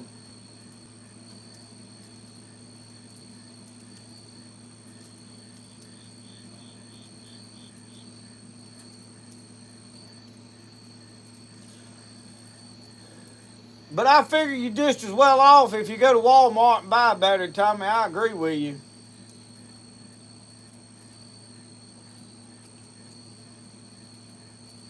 Because Daddy's been buying them and putting them on his buggy and everything else, and they last as long as all the rest of them. I'm finna fix me some more coffee. Well, there's Jeffrey Gray showed up. Good to see you. Well, I technically didn't see you.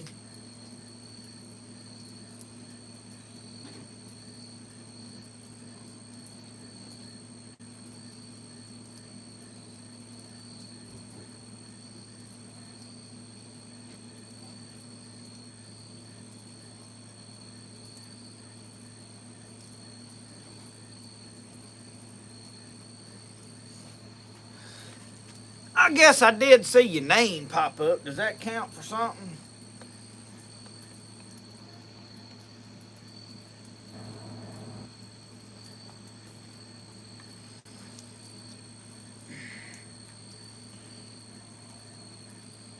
Well, he wiggled around. He seen you talk about him on the chat there.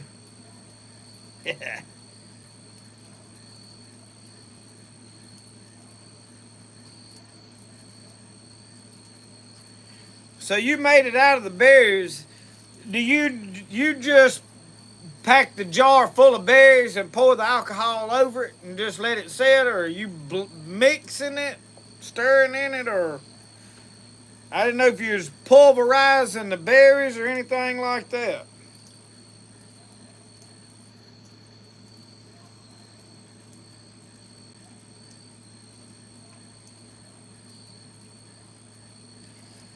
What remedy is good for throat infections?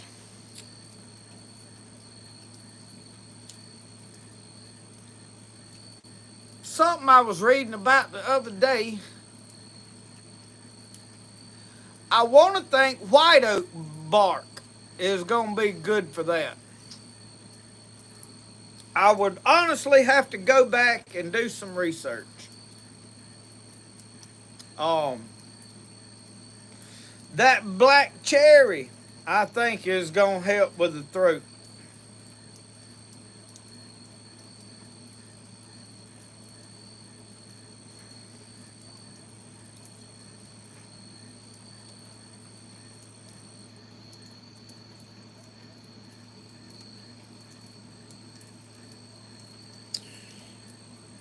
know where around here I can even buy a lithium battery if you want to know the God's honest truth, Harold.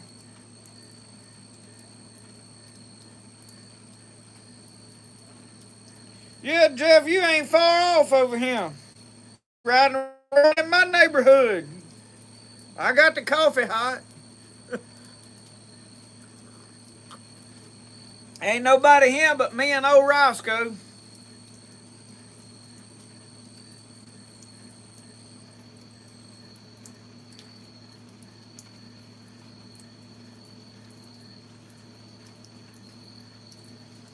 I need to check on one more thing over here.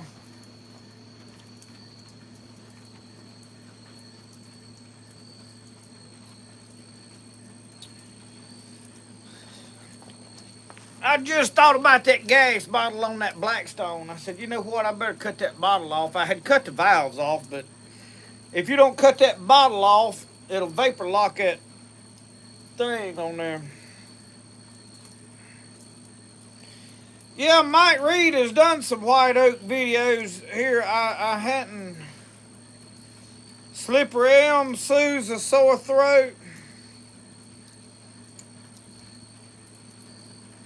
I promise you, I have read enough information. I should know everything off the top of my head, but my mind don't. It's like a steel trap at the springs is sprung.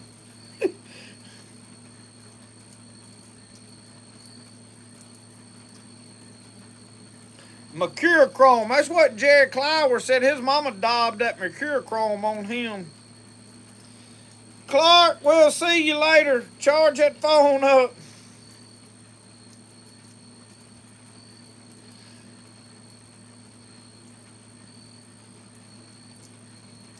I think I can buy a lead deep cycle battery here at Amazon. I mean at AutoZone for about $130. Now the cranking battery for my truck was about $230. So I don't know why the used to our marine batteries was way more expensive, but in that War Eagle, I need the lighter batteries because that boat has got a 25 on there. It needs all the help it can get. Every bit of weight I put in it hurts it.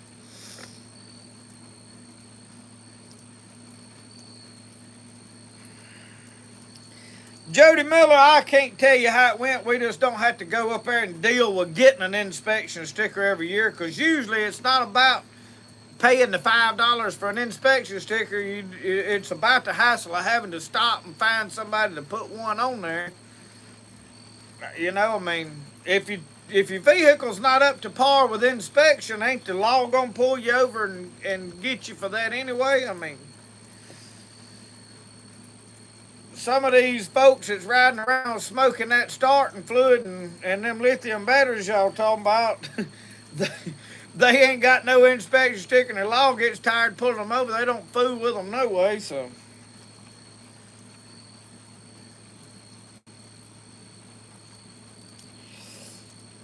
I'm going to tell you another tip, Harold Neely. You get on Amazon and order you a regulator to put on that bottle to your Blackstone that's got a valve on it like your regular fish cookers has got. And that joker will get hot enough you can season that Blackstone in. Mine, I never could get mine seasoned with that other regulator when I did have it working right. I put me a new regulator on there that's got a valve. I can turn it up and down. It'll have more smoke now.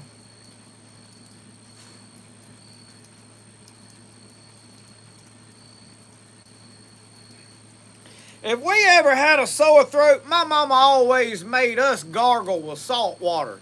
She'd give us a glass of hot salt water. We'd be over at the sink going,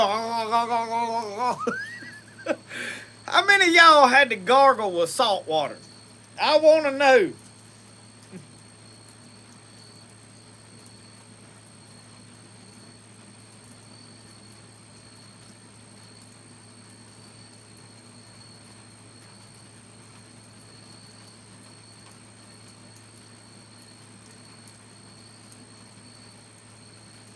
Got two Blackstone off the side of the road last week. What?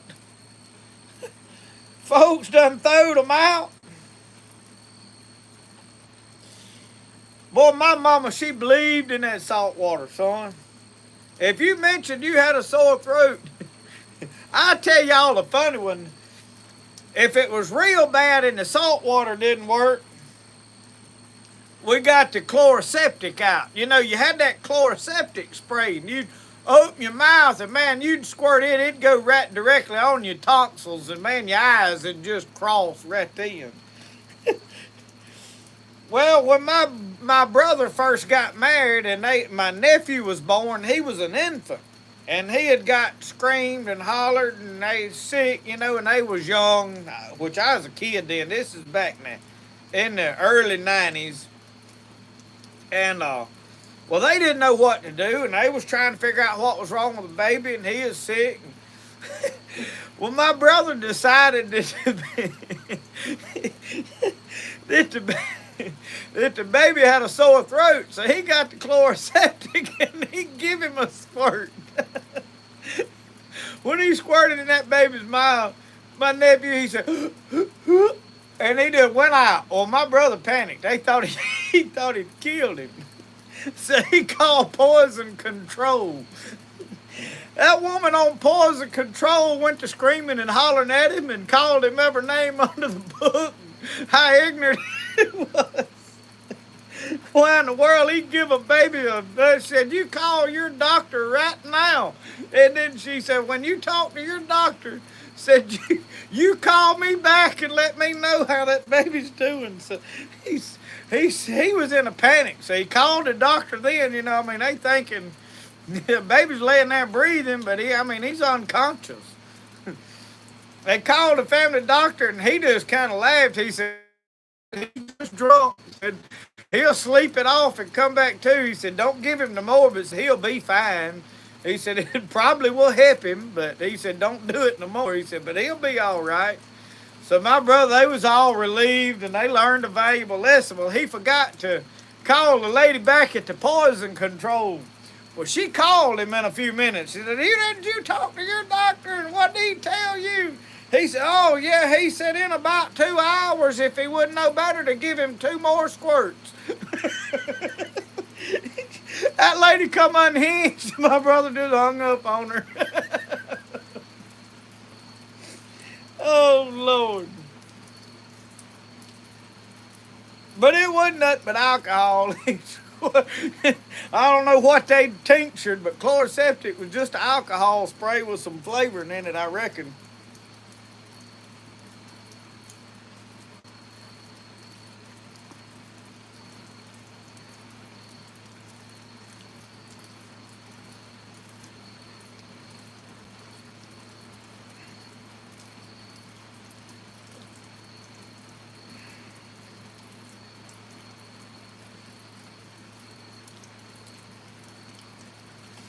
Harold Neely, my cousin, that he done gone to be with the Lord now. He was like me. He loved to drink coffee. Well, it stains your teeth. Y'all will notice in videos, my teeth stay yellow. I don't brush them like I should. I brush them when we go to church, but I don't get in there and brush them twice a day like I probably ought to. Well, anyway, my cousin come over here one day, and boy, he got rid of it. He said, look at my teeth. He was doing like he said, look how white they are. Yeah, I said, what in the world have you done? He said, I brushed them with bleach. Yeah, it whitened them up too. I mean, he had the pearliest white looking teeth. He just dipped his toothbrush in the bleach and brushed his teeth with it.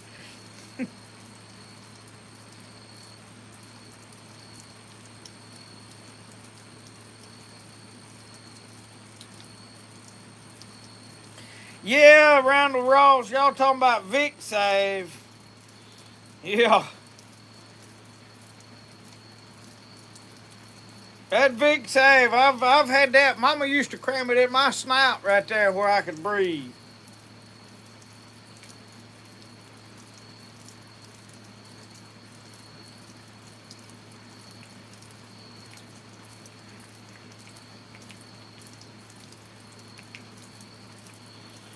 Jeffrey Gray, so far this week we have had 1.6 inches of rain. Today we've been at a little over a quarter of an inch. It was at 3 something on that weather station.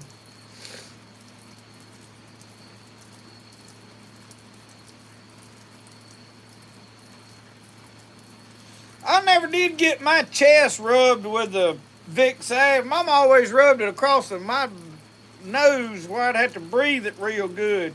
It opened you up now. I'll tell you another one. When we used to get, we called them red bugs. Everybody else, I realized, called them chiggers. But we'd get them red bugs, and Mama'd come out with that camphofenite. It was a little old green bottle, and boy, she'd go to daubing that on every bite. And it'd get rid of them. It could stop them from itching and all that. But boy, you talking about smell. You couldn't go nowhere after she'd put that on you. I mean, everybody'd be looking at her, hey, get away. It smelled like turpentine.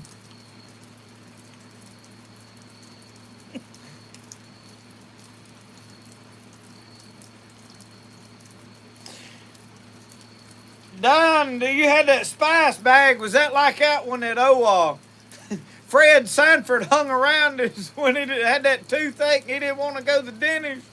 Yeah, I don't know what kind of rotten stuff he had hanging under there.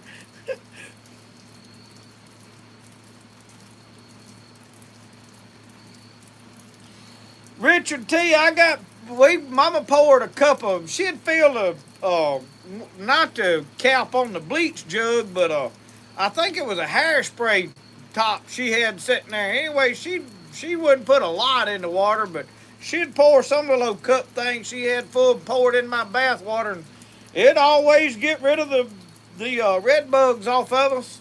At least stop them from itching and all.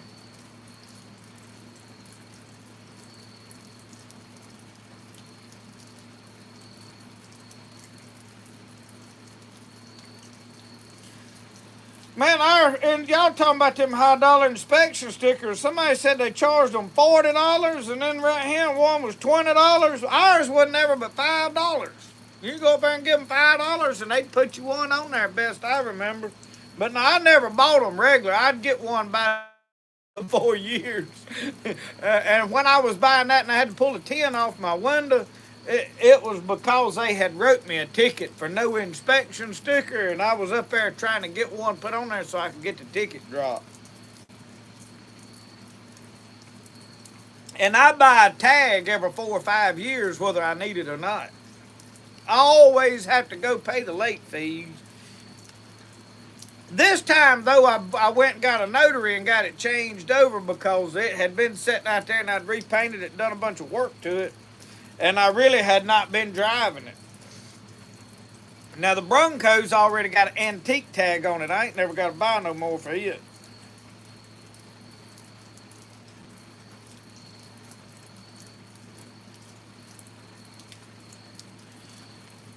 I tell you what, them red bugs eat you up picking blackberries. Man, I don't know why they love a blackberry vine. I reckon they in there maybe feeding on them blackberries or something, but if I get in a blackberry, that's where they eat me up at. Poor Brody got in them. He'd go over here and eat them blackberries, and they'd be all in them.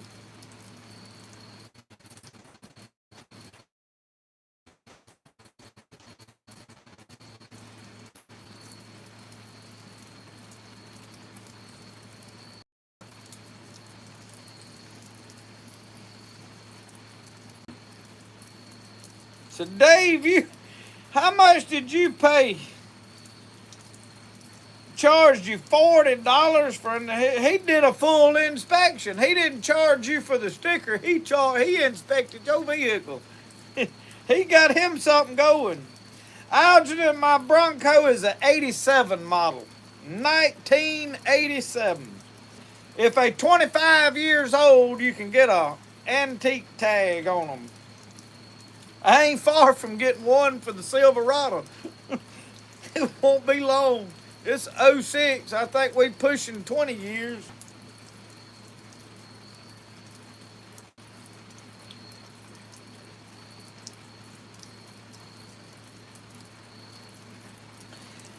I ain't never had a Mini 14. I had a 30 carbine one time, but my brother-in-law made off with it.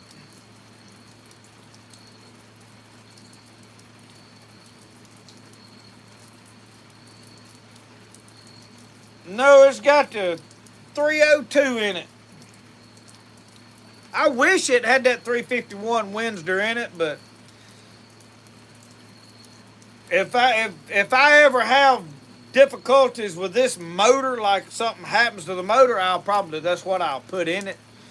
I'm at the place in life to where if my truck quits, instead of me going and buying a new truck, I'll put a new motor or a new transmission or a rebuilt one or whatever in there. I'm not buying a new vehicle that I got to jig a button to crank it. I done seen that if something happens to it, they can't nobody work on it. All they do is hook it to a computer and charge you a bunch of money. I'm not going that route. I won't. And then charge. The next thing is I'm not paying $75,000 for a pickup truck. Ain't happening. Not on your life. The day I pay more for a vehicle than what I got in my house, yeah, that day ain't coming. Yeah.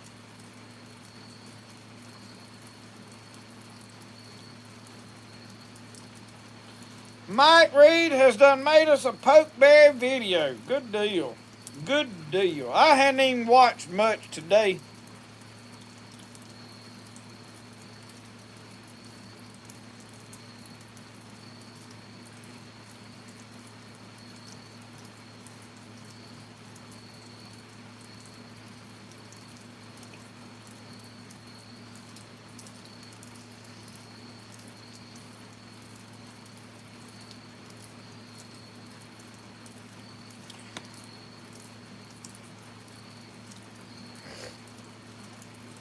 I want to. I don't know if I'm on film. I'm sure whenever I paint it, I'll film painting it. I hadn't. But I want to fix it up nice, and I like that bumper. I put that big bumper on there because the one that was on there was bent up. But I'm thinking about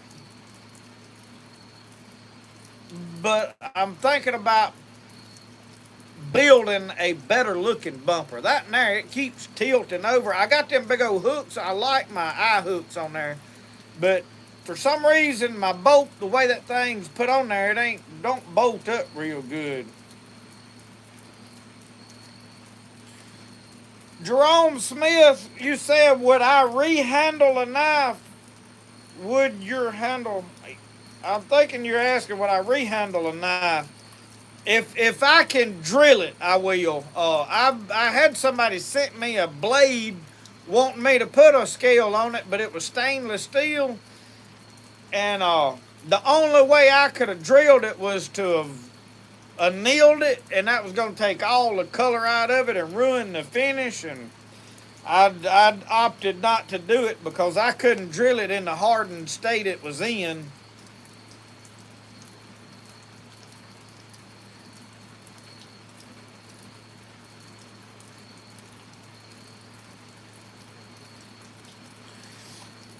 Yeah, Sapphire, the new vehicles has got way too much stuff in them. I'm going to be honest with you. I like my power windows because I like to be able to let down that passenger window if I need air in there or what. Air conditioner is nice, especially with the family, but like me and my old truck, I don't care if air works or not in it. Now, when me and Brody go to town in the hot summer, I'm probably going to eventually fix the air in my truck. My radio is a piece of junk. They sold me a radio. I don't know what Roscoe jumped up and cut out, y'all.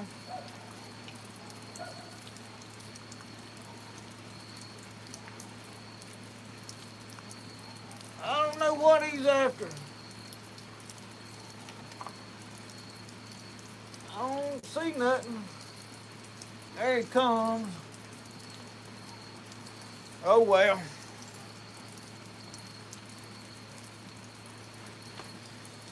But all that stuff. I mean, it's like heated seats. I don't need heated and air conditioned seats. I don't that kind of stuff. Not heated steering wheel. I don't need that either. Oh, and then they got all kind of now. My truck, I'm gonna wind up, like I said, replacing the radio in it. Back whenever the radio in it had that 6-disc CD changer in the dash. Well, it quit. And so I wanted another CD player. Well, I went up there and I said, I want a Pioneer. Well, the old boy worked up here. We had a radio place here in town, and he said, "Oh," said, "you don't want no Pioneer." He said, "Them ain't the best radios no more." He said, "This Sony is the best that they make now." He said, "It's top of the line." I gave him $600 for a Sony radio when I could have went to Walmart and bought me a good Pioneer radio for $200. I said, "All right, well, that's what I want, a good one." He said, "You won't have no trouble with it." Man, this thing half the time I can't get the volume to go up and down. It won't half play. You plug a cord in. I Every time I get aggravated fooling with that radio trying to make it play or work, and a lot of times I just ride to the wind. It don't want to act right. Every now and then my phone will hook to it and I can play, and you got to have a cord. So I'm gonna get me a touch screen to go in there that Bluetooth my phone to, where I ain't got to with all that stuff. And you can buy one at Walmart for $200. Got a backup camera capabilities and all that, which I don't need none of that. But I'm going to wind up putting a radio in there because mine's giving me so much trouble. But every time I start fighting with it, I want to strangle that fellow that sold me that. And he knew good and well that was a piece of junk radio. I told him, I said, "Sony ain't the best radio." I said, "They ain't good as Pioneer." "Oh, yeah." He argued with me like he was he knew everything about it.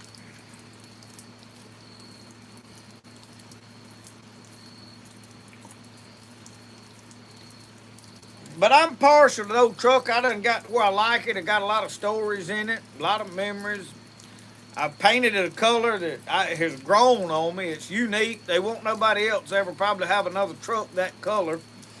Unless old little Riddle up here in North Mississippi paints one that with a spray paint can that color. He's painted every boat he's got. He might discover this color, but oh, they got that. I'm gonna paint the Bronco more of the green color. They got a Piro green, but that is good paint. That Duralux paint will stay with it. I'll tell you that.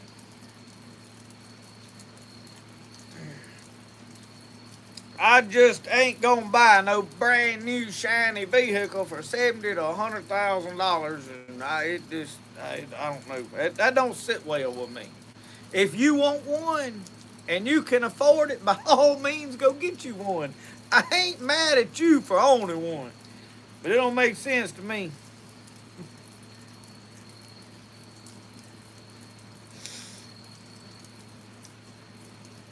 Algernon, I'll tell you what I like to listen to when I'm riding in my truck.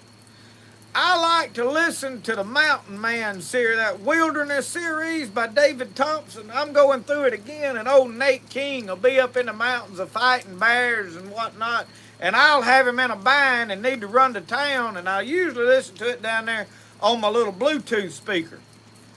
Well, when I get in my truck, I want to listen to my story, finish my book while I'm riding, and that radio don't want to play it, and that's what burns me up. I don't listen to a lot of music. Every now and then I'll put the Marshall Tucker Band or Allman Brothers Band on and let them pick me a tune. Sometimes I like to hear old Ralph Stanley sing one, and old Bill Monroe does a couple of good numbers I like to listen to when I'm riding along. Other than that, that's about it.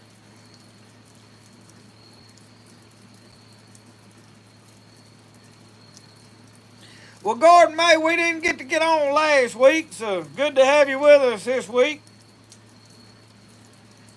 Appalachian Explorers, I don't have nowhere to dove hunt. Don't nobody ever invite me on dove hunt no more. I hadn't got to go dove hunting in quite a long time.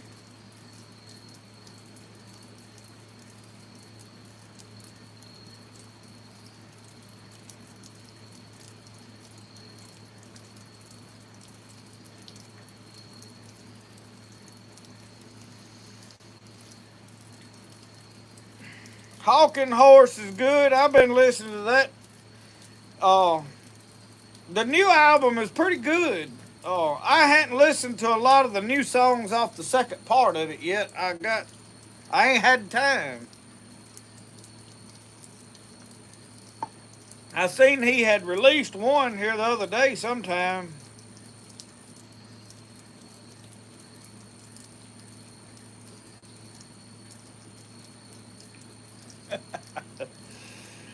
Randy B says she done fell out with me. I try to sit here and read what everybody's saying while I can talk to you, but I can't. I can't keep up with all of it. It's still going by. My old mind is too slow. And I realize I sit here and look at this, talking to y'all, and I guess I think I'm talking to them. What I need to do is just put the live on here where I'm sitting here staring at it, huh? Would make more sense. Glenn Forrester, I don't know what kind of figs I'm growing. I'm growing the some figs that when I was doing metal roofing, I was at a house that had a fig tree, not a bush. Now the two that I've transplanted my daddy had are more some bush type trees. I don't know what they are either. They're something he had. I don't know where he got them. But when I was there, I transplanted this thing. It was a tree that was like, I don't know, it was this big around and it went up and then it branched out. And it had figs on it this big around, but they had pruned a bunch of limbs off for whatever reason because we were working on the house and they were doing some cleanup and stuff. And they had all the limbs piled on a trailer. So I went over there and cut a bunch of them and stuck them in a water bottle and brought them home and propagated them. So when I propagated them, they a bunch of them made it, and then some of them died. And then for the last 2 or 3 years, we've lost, like, the late cold killed the figs one year, and then the dry weather in the fall killed them one year. So I really don't know which ones I'm growing. I don't know what they are. I want to think there's some California something fig they told me, but I do not know off the top of my head.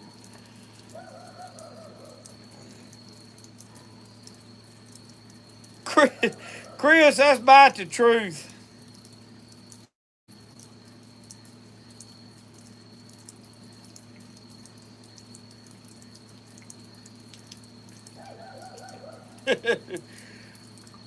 Randy, you having to sneak to watch.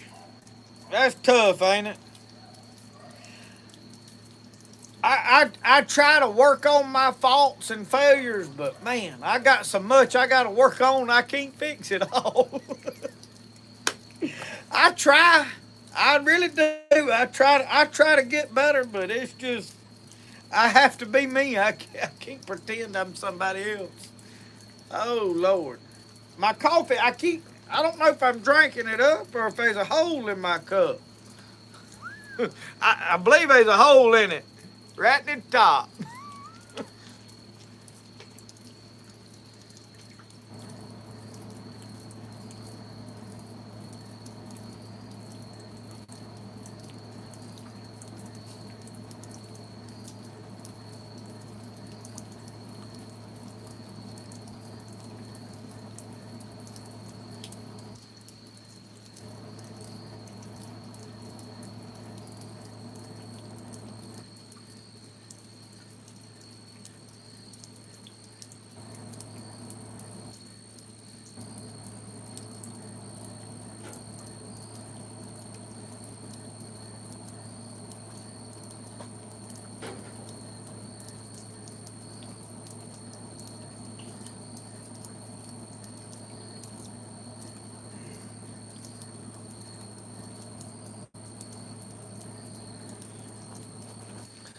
I went ahead and cut all that bottle and all that stuff over yonder off because when I get through with this cup of coffee, I'm going to have to quit drinking coffee or else I'm going to pop while I'm sitting here.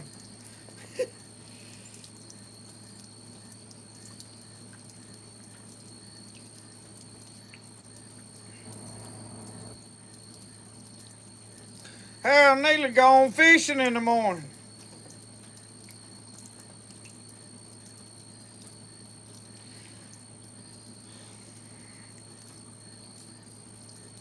Tommy, you talking about old Billy Strings? Billy Strings is a show enough picker.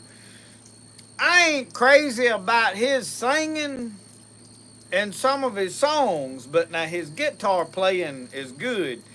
But let me tell you about an old boy that I don't know if y'all have listened to. How many of you have listened to Marcus King? if you like the old blues style guitar players that just played and sung and I honestly I don't listen to a whole lot of music at all anymore, but every now and then I get in one of them moods where I want to listen to something. And Marcus King is something other now.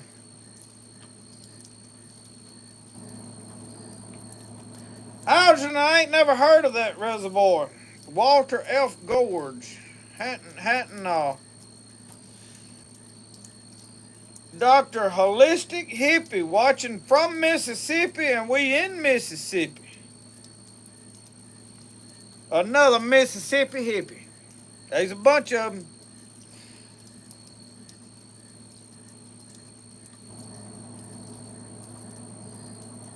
Jeff Busby, I've never heard of turkey figs. I, which I ain't never. I don't buy a lot of anything from a. I'm bad about trying to propagate stuff, and I'll just find something and get a cutting off of it, and just see if I can root it. And a lot of times it's more about seeing what I can root and what I can't, and But now I've my blueberries. I'm fixing to have to move my blueberry bushes because I got 3 bushes up here. Well, one of them died, and now the other one is dying, and it's because it's been so dry. Well, what the problem is they up on top of this hill, and the water table gets too low for them, and I'm fixing to have to move my blueberry bushes.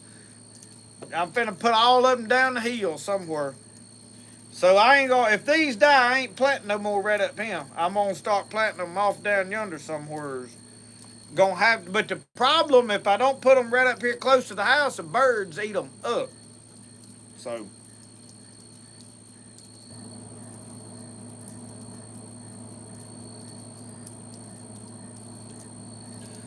so they're from Turkey.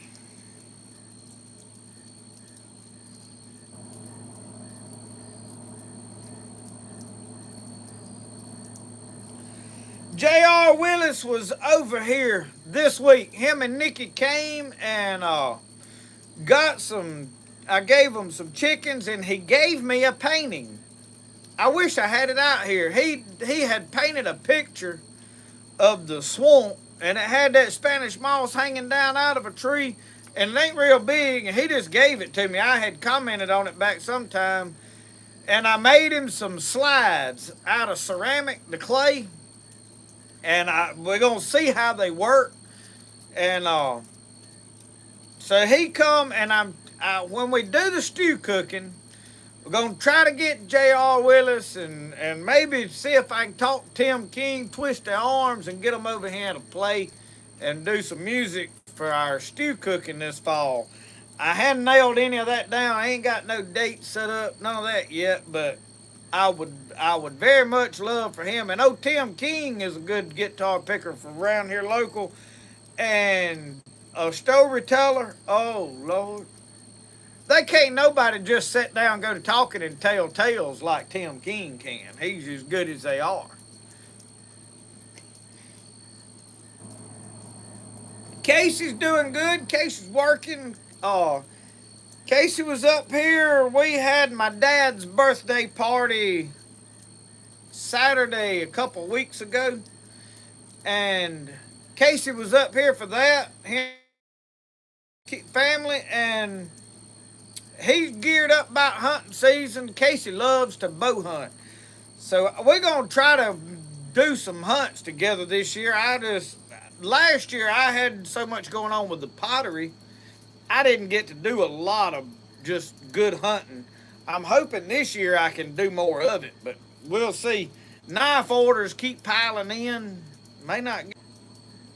I don't know why. I guess Elon Musk may be fixing to cut us off. He might get swelled up at us for using up his internet, Reagan.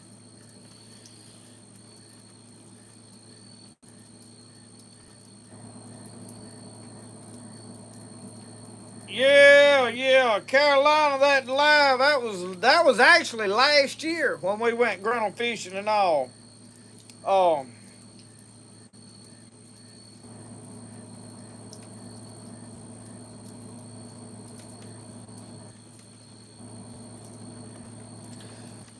Me and Casey we grew up together. He lived right up the road, right up here, and then my cousin that you hear me talk about that has passed on, Michael Gray, that is Casey's older brother. All of us grew up real close knit family, and so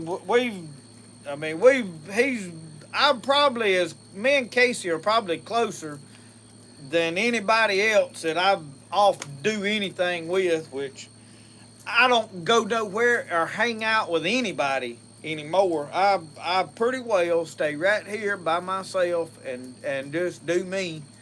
Stay busy working on stuff and um I'm try I mean it ain't that I don't want to be around nobody, but I don't like to be around lots of people. And then when I get ready to go fishing, I don't like to go on Saturday when the lakes is full of people. I don't want to go hunting when the woods is full of people. So I try to go hunting and fishing Monday, Tuesday, something like that, which nowadays seems like the woods is slam full of people them days too. I don't know when these folks work. I guess they like me. They retired earlier or something. But anyway, I, everybody else is busy, and when I get ready to go fishing, I just have to go do me, go by myself. So,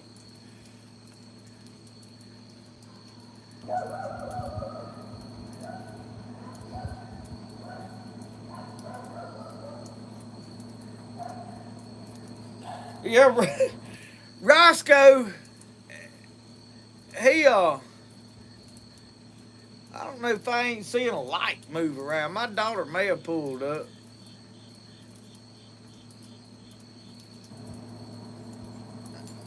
Somebody out there? There ain't supposed to be nobody here unless somebody has showed up. They'll have to come around back here because there ain't nobody to open the door if they him. You get in your chair. He's trying to tell me somebody's out there somewhere. We round back. Get over in your chair. I see you, son. Get over there. Get over in that chair. There ain't nobody gonna bother us. I promise you. Get up in your chair. It's all right. He's excited about something. He's trying to tell me something. I did see a light somewhere though shining around. There ain't no telling what's going on around here. But this is a pretty close knit neighborhood. We don't have a lot of difficulties around here. Pretty peaceful for the most part, and full of mostly good people. Everybody looks out at everybody, so we don't have a lot of difficulties. I know some of y'all probably saw this on the news here a while back. Last week or something, we had a shooter in Philadelphia, Mississippi. Elon Musk shared a post about it, and everybody argued with him that was in Philadelphia. Pennsylvania was wrong and confused. I mean, there's millions of people commenting on it. My wife was telling me it. I didn't even see it. I think it was on Twitter or X or whatever that is. I ain't even got that. But anyway, it was Philadelphia, Mississippi, and they had locked up an illegal immigrant. They had locked up. He had been in jail for 6 months, and when he got out of jail, I I don't know how he got out. I don't know the whole story, but they turned him loose anyway. Well, he got him a gun somehow or another, and he was out there just randomly shooting vehicles as they went by and injured two or three people, like hit some people in the head. And I personally knew sort of one of the guys that had bullet holes in his tailgate of his truck. So that was here. And he was illegal and did not legally able to buy a firearm. So making it where you can't buy firearms don't stop crime. Anyway, that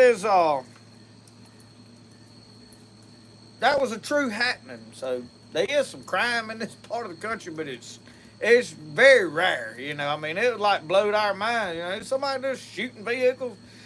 We've had a few shootings in our town, in certain areas of the town that's kind of rough. Just places that, like David Allen Coe said, over where decent folks don't go when the sun goes down. It just rough parts of town. There's get a little crime and shootings over there occasionally, but it ain't like that. All of Philadelphia's like bad and it's not safe and all. Most everything around here is pretty good, but oh, and Moody, a while ago, that thing slammed quit on me. I don't know what happened. I had to get up there and reconnect. So that's why I say the Elon Musk, when it's raining and that satellite dish may be getting water on it and it's running from the satellite internet. I got that Starlink and the rain can hamper it a little bit. So I figured that's what was going on today when I was trying to upload a video and I was having difficulty. It took me, I should have had that video uploaded by about 11 o'clock. It took me until about 3 o'clock to get up because I was gone an hour and it didn't do nothing. It sat in there and I had to cut it off and then I had to reboot the computer up. And when I done that, it uploaded about an hour. So I don't know. Casey, thank you for ordering mugs. I pulled this one out the other night out of the cabinet. We made it last year. And Michelle said, well, we went to West Point yesterday and bought clay and slip to get back started making everything. She ain't been able to work for a week because they were out of the clay that we use. They finally got it in. So yesterday we went and picked up all the clay and got home. So I didn't get to make any knives yesterday. I'm getting behind, but we got everything squared away. And then she left today, went to ladies' conference. So hopefully Monday morning we back wide open getting the pottery stuff made. And I am probably going to take a day sometime next week and get in there when she goes to paint stuff that she's made. And I need to make some fat bottle mugs and some face mugs. And I'm going to try to make several and spend like a day just making some mugs. I want to get my wheel out and learn to make coffee mugs on the wheel. I have never made mugs on a wheel. So I enjoy doing the clay. I'm still going to keep doing some of that, but she started doing these designs, so it's this time of year, you know.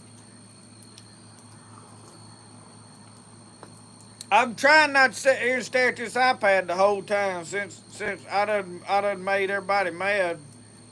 Folks don't want to watch me because I stare at the screen too long. I like to pick at y'all. I can take it. It honestly don't bother me. People think I get bent out of shape over comments. I really don't. I like to carry on and pick about it. Because they ain't nothing I can do about it. And I'll be honest with y'all, they ain't no way you can please everybody. You just can't. Everybody don't please me, you know.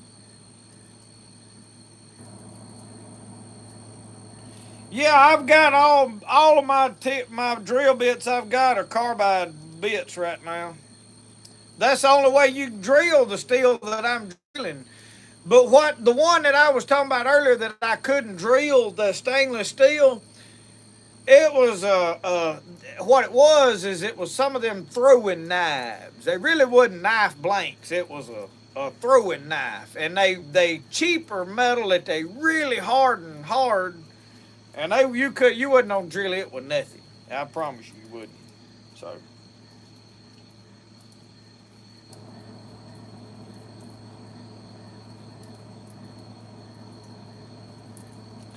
AEBL steel. I have not.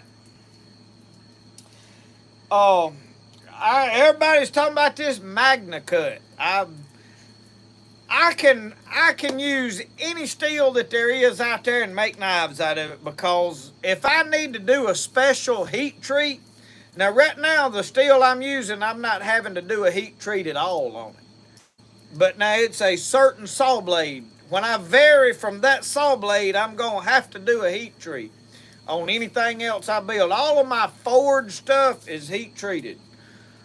And most of it is 5160. I'm going to use some 1095. 1095 requires, or they suggest, that you put it on a 30-minute soak at critical temperature. Well, most people in a forge can't do that without overheating it. Well, my buddy down here that makes knives has got one of those keels that you stick it in and you can heat treat it however you want to. I'm gonna buy me a keel. Once I get added on to my knife shop, I am gonna get set up to where I can run a small keel so that if I want to do that, I can. I'm not gonna get a large one, and I probably could convert one of these keels that I've got over, but their system is set to take 12 hours to cook. So it would have to be a whole different computer system put on there to fire it to do the right temperature settings. So I don't, but I'm probably gonna just buy a keel that'll run that. You can buy one, a small one, used pretty cheap, really.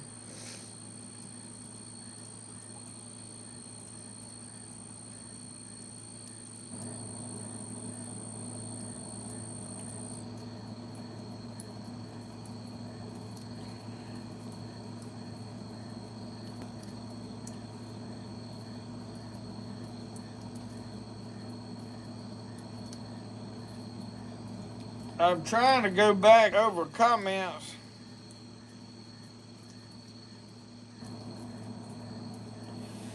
Anyway, um,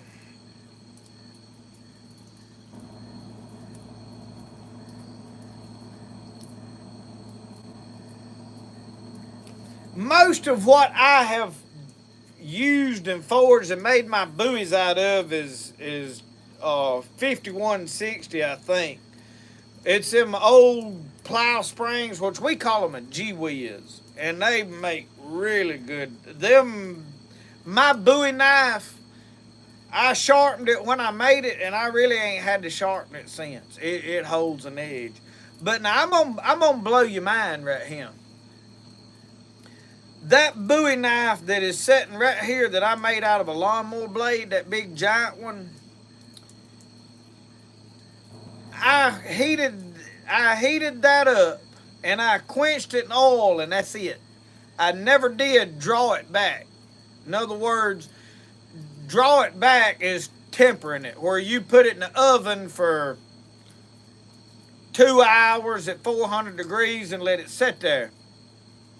And it weakens it, otherwise it'll be brittle. Well, whatever that steel is that lawnmower blade is, I just left it hard because what I done, I hit it with a hammer, it didn't. And it's hard enough because I didn't heat. In other words, when I forged it, I did not get the whole blade to here. I got about this much of the belly of it all to critical. And when I quenched the whole thing. So it ain't, and I've had several people try to buy that knife, and I won't sell it because I ain't like 100% sure on how it would hold up. But I have cut some stuff with it. That thing holds an edge. Now I don't know, like if you went to chopping trees with it, if it would chip. I have not damaged it yet, but it's got a bone handle on it, so you're not gonna abuse it and get away with it. But I just made it as a novelty thing for me to use out here. It ain't something I would go to try to sell them, like, hey, this is a quality, take it. When you sell something, you have to be sure of what it is and how it's going to hold up and what it's going to do. And I don't know what that is, but those lawnmower blades, I've got several of them. They are the high dollar commercial blades. Like when I buy lawnmower blades for my lawnmower, I'm running over sticks and logs and ain't beds. And if I run over an ain't bed and don't get it all the way down, I'll back over it and hit it again. So I ain't being easy on lawnmower blades. So I buy the good ones. Them at Lowe's won't hold up to what I'm doing. Not to mention I'm cutting about 3 acres out here every time I cut the grass. So they the commercial lawnmower blades, and they made out of a little better steel than some of them, but I don't know what it is. I have no idea. It's a mystery steel, but it's just fun. I mean, you could make them, and I could probably keep testing and playing with it till I got to where I was pretty confident that it would do what the average person wants to do and be able to sell them, for as Bowie knives. But I don't know. I hadn't. So.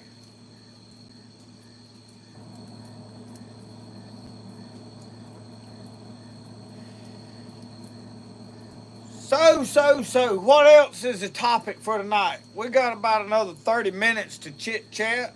Before Roscoe calls it a night. He's running around chasing boogers. You find what you're looking for, son? Is there boogers out there? You have got up here and wiped your feet all on my chair. Oh, Lord. What is it? You looking mighty sad looking. They boogers out there running around finna get us. You ain't went out there and found a chupacabra, have you? He want to be petted, wanting his ears scratched, what it amounts to. Drone Sniff, good night. We'll see you on the flip side.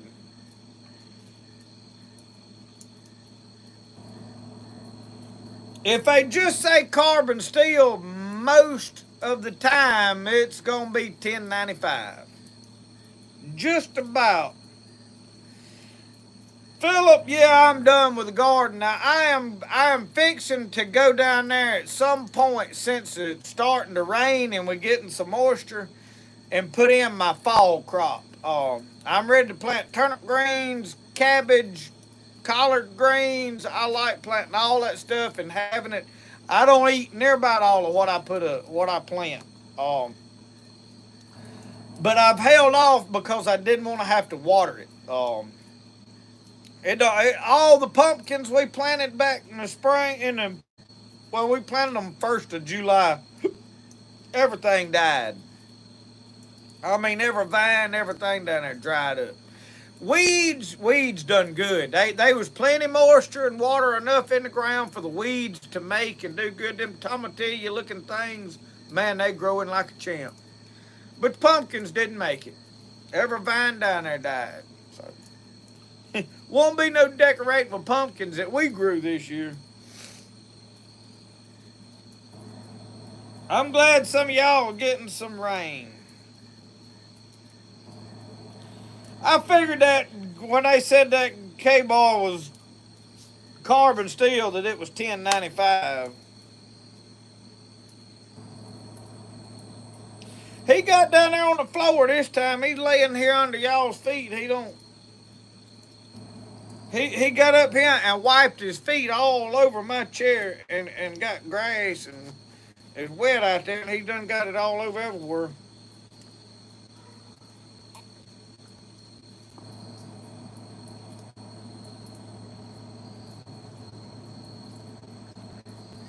A lot of people don't like 10.95 because it can have problems. In other words, when you make it, the average knife maker, and I've talked to some, the critical temperature in the forge, they dip it in oil. Most people is using like cooked old fish grease, like canola oil or vegetable oil that they fried fish in. That's what they using to quench in. There's some of you real professional people that's read everything out of a book that they ordering this stuff online and using what is recommended, and it's about 50 something dollars a gallon or $100 a gallon. But the average, most of your old time knife makers is taking 10.95 and they heating it to critical temperature and they dipping it right in oil. They not doing a 30-minute soak because they most of them have not seen a big enough difference in it for it to be worth the headache. Because if you've got a keel like my buddy down there, he's got a little old keel, and I helped him set it up and get it working. You can put that blade in there and program it to hold at 1400 and whatever degrees for 30 minutes or an hour or whatever you want. I'm tinkering with it. I don't know why it froze up. I seen it the moment it done it, but hey, it didn't want to. It's got to be the rain. The rain is giving us fits, I imagine. And it really ain't raining that hard, so. And I don't know, there may be something else in there running, pulling internet. I figure at some point this Starlink internet will go downhill just like everything else. Every time there's been something new come out for internet, everybody gets on it and it's like, oh, this is wonderful. And then after a while, because none of the TVs are on, we don't have any TV in there streaming right now. Um, but after you've had it about a year, all of a sudden everything starts to get slower and slower and slower. So I don't know. We'll have to be like Abbott and Costello on here. I'd do a silent movie, pantomime.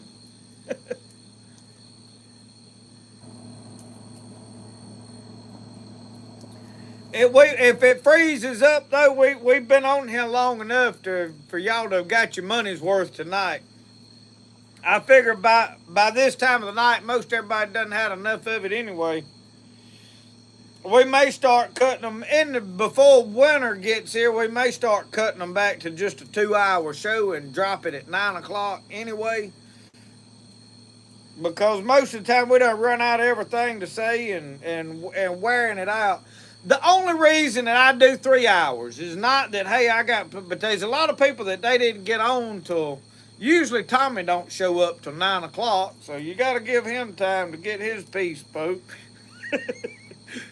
But anyway, there's people that's late, working, whatever, don't get in. You got the West Coast people, they've just got in and sat down, and I realize everybody on the East Coast, Virginia and Georgia and all up the eastern seaboard, those states, it's already 11 o'clock. You well ready to go to bed. So I understand people getting off, be like, I've had enough, I got to go to bed. But I put 3 hours in because these people that's just getting on gives everybody a chance to ask a question or something. It ain't that I've got enough to say to soak up everybody's. Appalachian Explorers, I watched a little of that game last week. That's the first Alabama football game that I have watched any of in 2 years. I didn't even watch a game last year, I don't think. I may have watched part of one. I got on there and happened to see that it was on somehow or another, and I pulled it up and watched a little of it, and it really wasn't even interesting. And the only reason I turned it on is I was curious of how the new coach was faring. But until they actually play somebody, you don't have a clue. I mean, so until they play Georgia or Tennessee or some other decent team, you ain't gonna know if they amount to anything or not. So, oh well, football's not my life anymore. I used to love it. I used to think, man, if Alabama was playing, I had to be glued to a TV. But now, football's the furthest thing from my mind. I enjoy it, but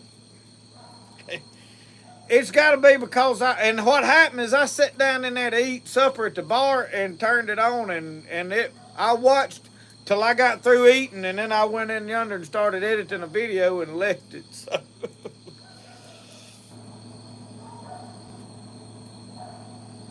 It don't excite me like it used to.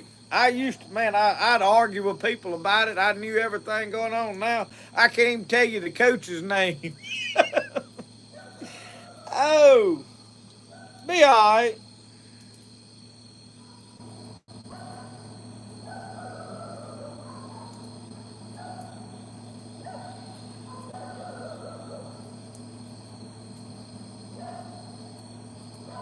Randall Ross, man, you probably a lot alike.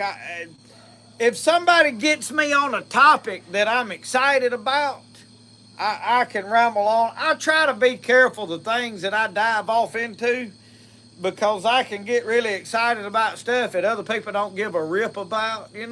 So, um, and that's like football. Used to, if somebody got me on football, man, I'd have talked for hours. Now, it just don't interest me no more. I mean, if it's excited and I'm cheering for my team, I mean, it just don't do it for me anymore. And I don't know if it's because I just kind of felt convicted over it because it was getting so much attention, or if it was really the politics that got all involved and everything. And I mean, I lean a little more one way than the other, but I'm not really political. Like, I don't, there's neither side that I'm like, oh yeah, this is my people, and I, I don't identify as anything as far as politically speaking. I pick and choose the people I vote for, and I'll go vote because my biggest thing when I go vote, especially this time, my thoughts is not what person I like or who's right and who's wrong. It's who do I think is going to help me personally the most? Who's going to make my life a little bit easier or better? As far as moral standings and who's a Christian and who's this or who's that, they don't, none of them believe what I believe, I don't think, and live like I would live. And I don't think if any of them walked up in my yard, we'd be like, oh yeah, I like him. I wouldn't like not near one of them. So I probably will vote for the one that'll leave me alone the most. And I don't know, and I don't know how much difference it'll make when we do vote, which one goes in, how much change can really happen one way or the other, So I leave politics alone for the most part. Football, I get into that. I leave it alone. I don't care about it. So I think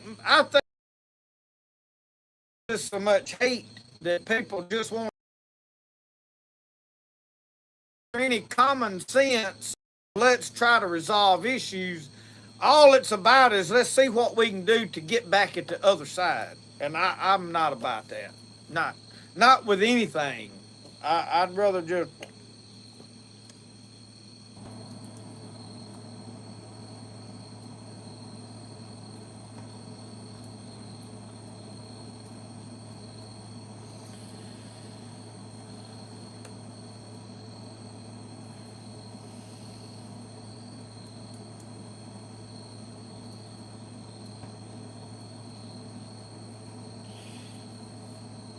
Uncle Sasquatch, you talk to Jake all the time. I talk to old Roscoe. I soiled him up tonight. I hollered at him a little bit. When I went in there and seen him where he relieved himself in the house, that don't sit well with me. And I had been outside and it was drizzling rain and I didn't want him wet out here. And he had been out with me this morning, but he come in and I left him in the house, and I've been sitting out there fiddling with knives and this, that, and the other. And when I come in here, well, he had done been outside when I fed everything and the chickens and all.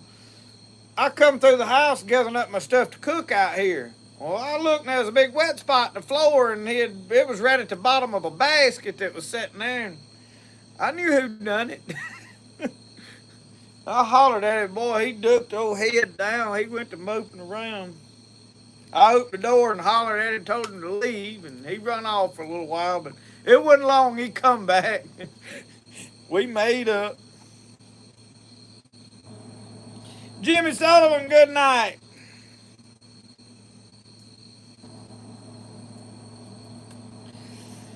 Yeah, John, I get excited. If I ever probably talk about that for a while, and I'm pretty opinionated on most of it. But now I try to approach. I'm not religious. I the Bible, and then I try to do what Jesus says. I try to develop that relationship to where He can talk to me and lead me. And I don't always get everything right. My attitude ain't always perfect. I don't always say the right thing. There's times that I make jokes that I probably ought not make, say things. I let people's attitudes get to them. And there's a lot about me that I still need to work on and get better at.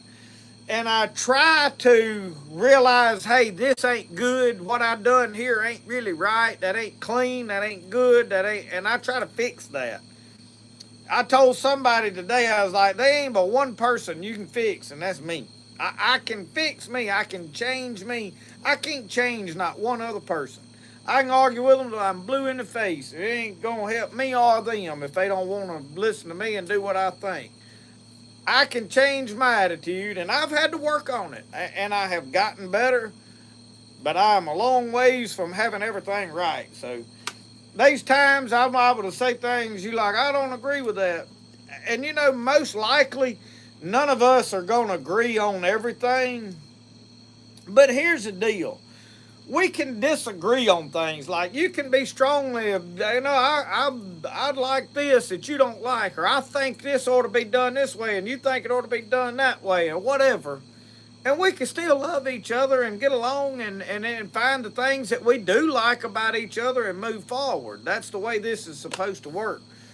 But we've gotten to a place in society to where if you disagree with me on one issue, well, me and you can't be friends and we can't talk no more, you know.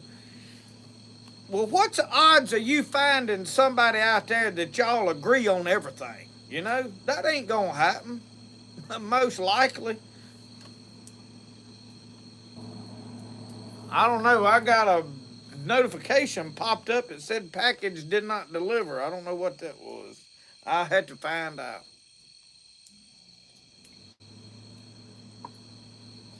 Anyway,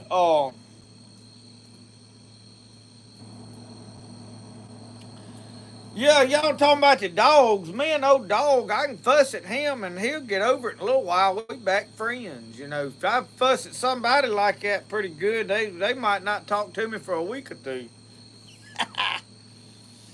Ken Bilbrey, go Vols.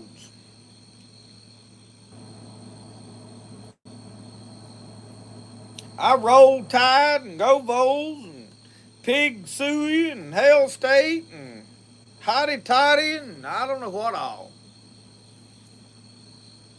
It don't be it used to really upset me, but it just whoever you like, man, yeah. I go tell hope they win. You know?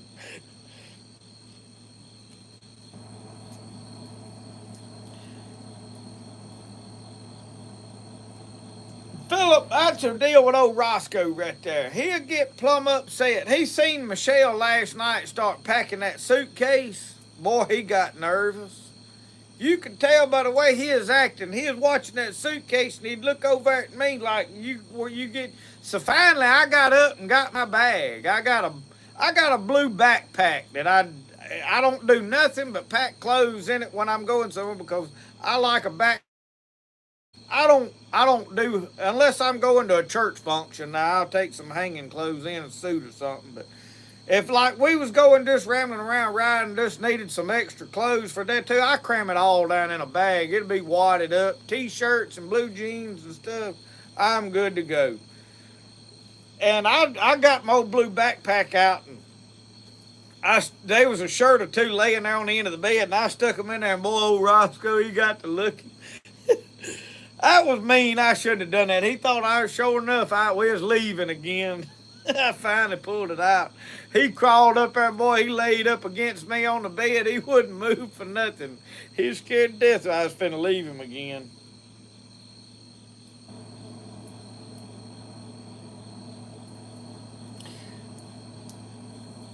But now, whenever I get home from being gone, he'll jump up in the middle of my lap. He'd like to have arms where he could give me a hug, I think. Yeah, Uncle Sasquatch Roscoe does the same thing. And then when I get home, man, he gets so beside his. Y'all, I heard a crack. If his chair breaks again, I promise you I'm going to set it on fire. I'm going to burn it. I'm going to burn that over you. I'm going to have to buy me a good chair is what's going to happen. I heard a crack. I don't know if it was one of these. I don't know. This chair's old, apparently. It's, there's a good chance that one night y'all gonna see me just drop right down through the middle of this chair. I'm gonna have to quit picking up junk off the side of the road trying to patch it up, I think.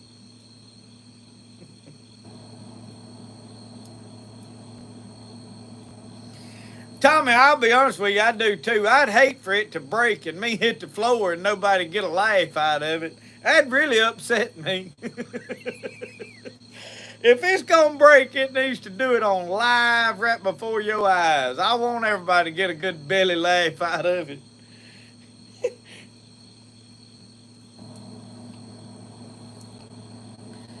Yeah. Larry, don't be talking about ice cream.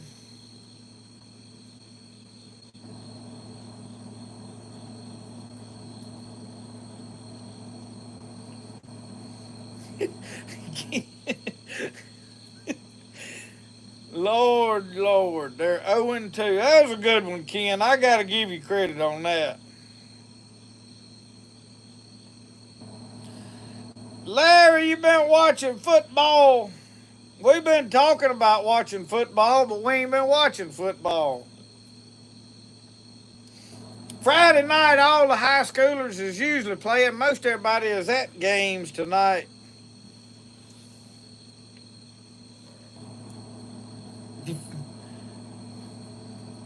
Well, Philip, if you wake her up laughing when I fall through this chair, you be sure you rewind it back. Let her. Kid said he didn't come up with that. You gonna let somebody else have a credit on that one, huh?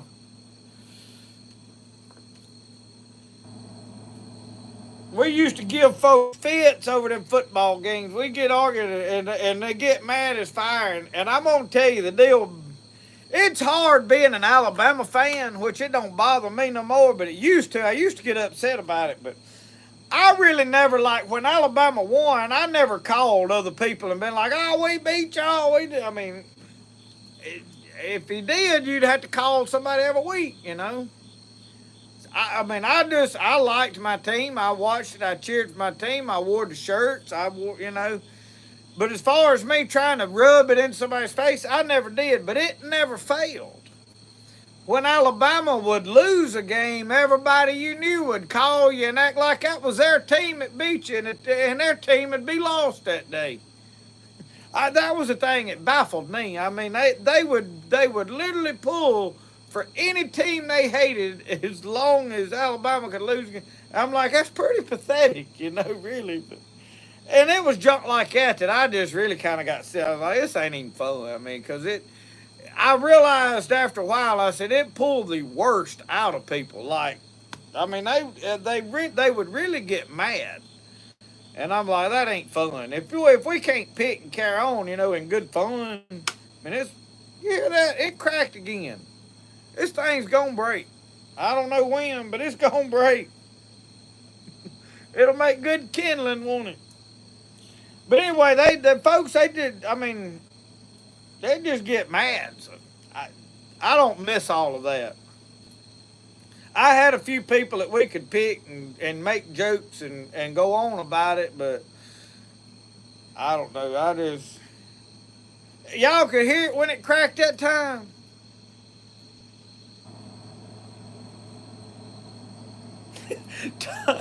Tommy, I've wondered that one. I have.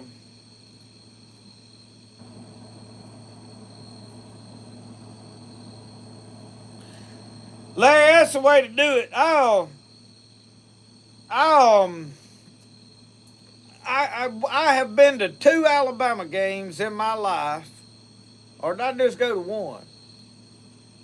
I think I went to two. But anyway, it was a whole lot more fun to watch it on TV. I could tell a whole lot more about what was going on watching it on TV than I could at the game. So I don't know. Larry said rock a little harder. You know, this was a pretty chair. I liked it because it had all the decorative stuff on it. I mean, it was just a shiny, but it's a little narrow. And I don't know. But it's what it is where that bottom was put together. Everywhere I have glued back together, it's holding up. So it was broke when I picked it up, when I off the side of the road. So I glued it together and that stayed. Well, it broke over to another one of the joints. So what it is they built that bottom out of laminated pieces that they clamped together and glued them. So apparently the glue they used wasn't no good, or either somebody put something on it, got it hot or something, and it give up. Deaver, what is it? Shoot from the hip.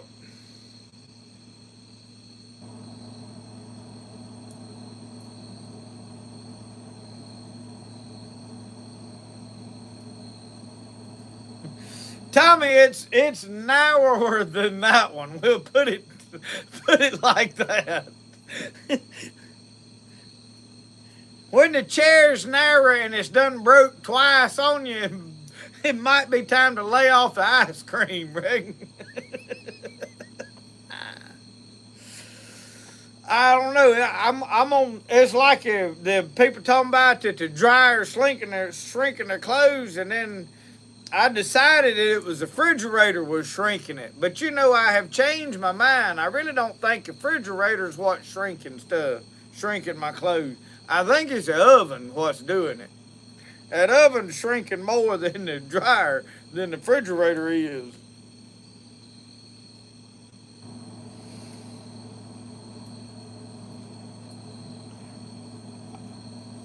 But if it breaks again, I'm done trying to glue it together. I ain't gonna.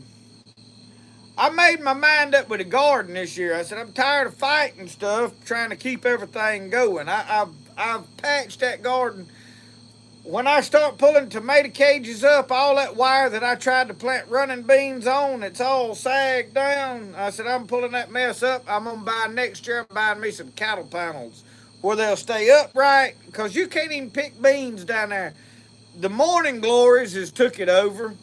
And I planted the stuff, my rows is a little bit too close together. I've laid them off of this tractor, and I've done it 2 years in a row. And it's all right for plowing with a tractor, but once everything fills out, they so close together then that you can't work stuff. And I said, I ain't doing that no more.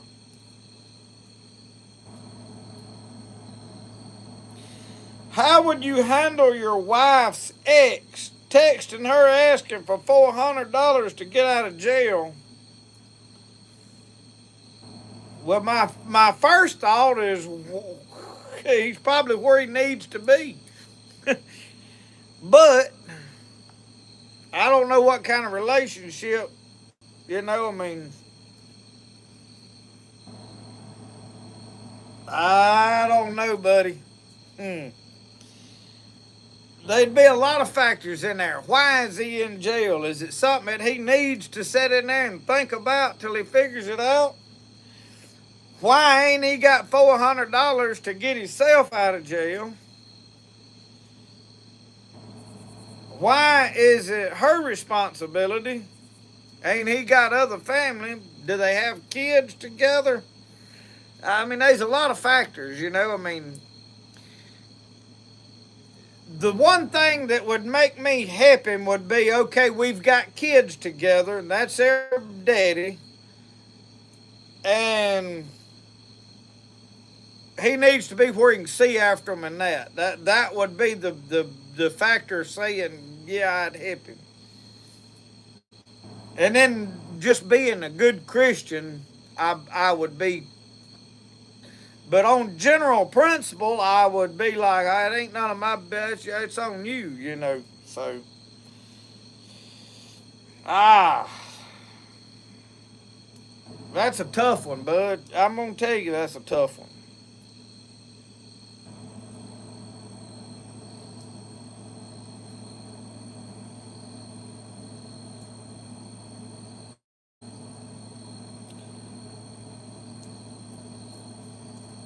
I hate to ask too many questions because you live on the internet. Of course, we ain't got a name, but yeah, Dave, that is a good question. How's he texting from jail? Um, but nowadays that ain't a big problem. Everybody in there's got a phone.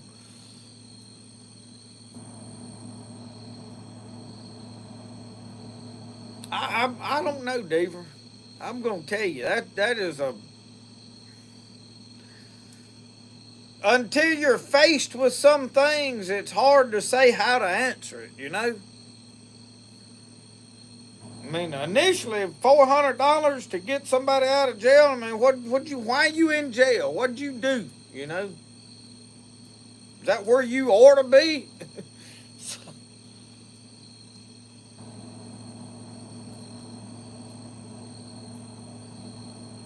It rubbed me the wrong way right off the bat. Now I ain't gonna lie. I'd be like, heck no, I ain't paying the gig. That ain't nothing to me. You know. Oh, but if there's kids involved, that's them kids' daddy. You know, I got some family that their daddy ain't no count, but hey, they're still a daddy. You know, you still they kids are going. The thing you have to realize is kids is gonna love their daddy whether he's right or wrong or not worth nothing or whatever. Because I mean, they supposed to. I love my mama and daddy, and but now I've got good parents. I've never had no problem with my parents, but I don't know how to tell you the answer to that. I'd be.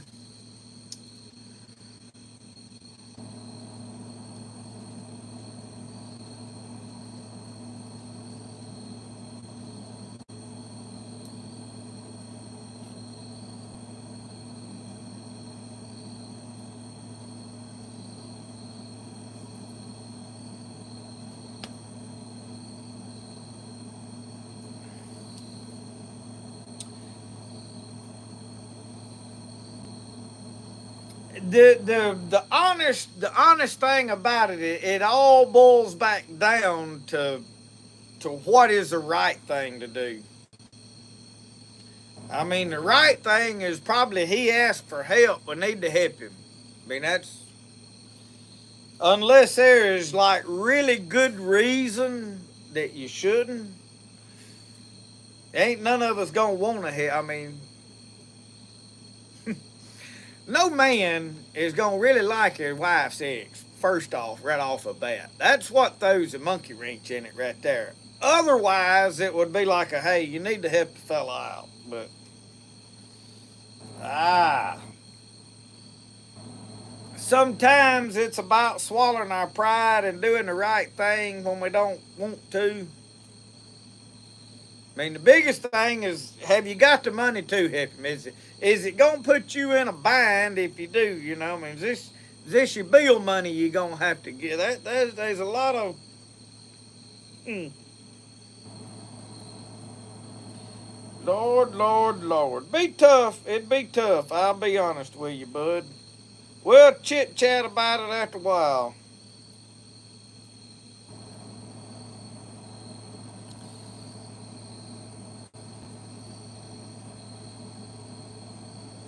So anyway, y'all, we done got round about 10 o'clock. I believe Roscoe's ready for us to go in the house. He is. He is. Look at him. He is sacked out up there. He looking at me out of the top of them eyes, though. I bet he's ready to go get to bed. He heard bed. Look. Y'all think a dog don't know words? He knows ball, squirrel, bed, eat, buggy.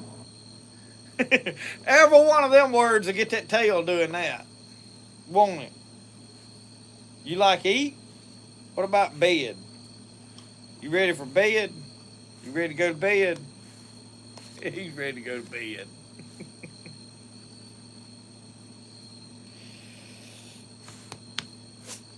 Yep, it is time, y'all. We have had a good night. Like I said, Jose Jalapeno, I live stream generally every Friday night um, at 7 o'clock is what I shoot for. Sometimes it's not feasible. I almost skipped tonight. If I had a not missed last week, my buddy Billy Skipper had asked me to come down there and go put out lines on the Ross Barnett in the pontoon boat, put jugs out and catch them.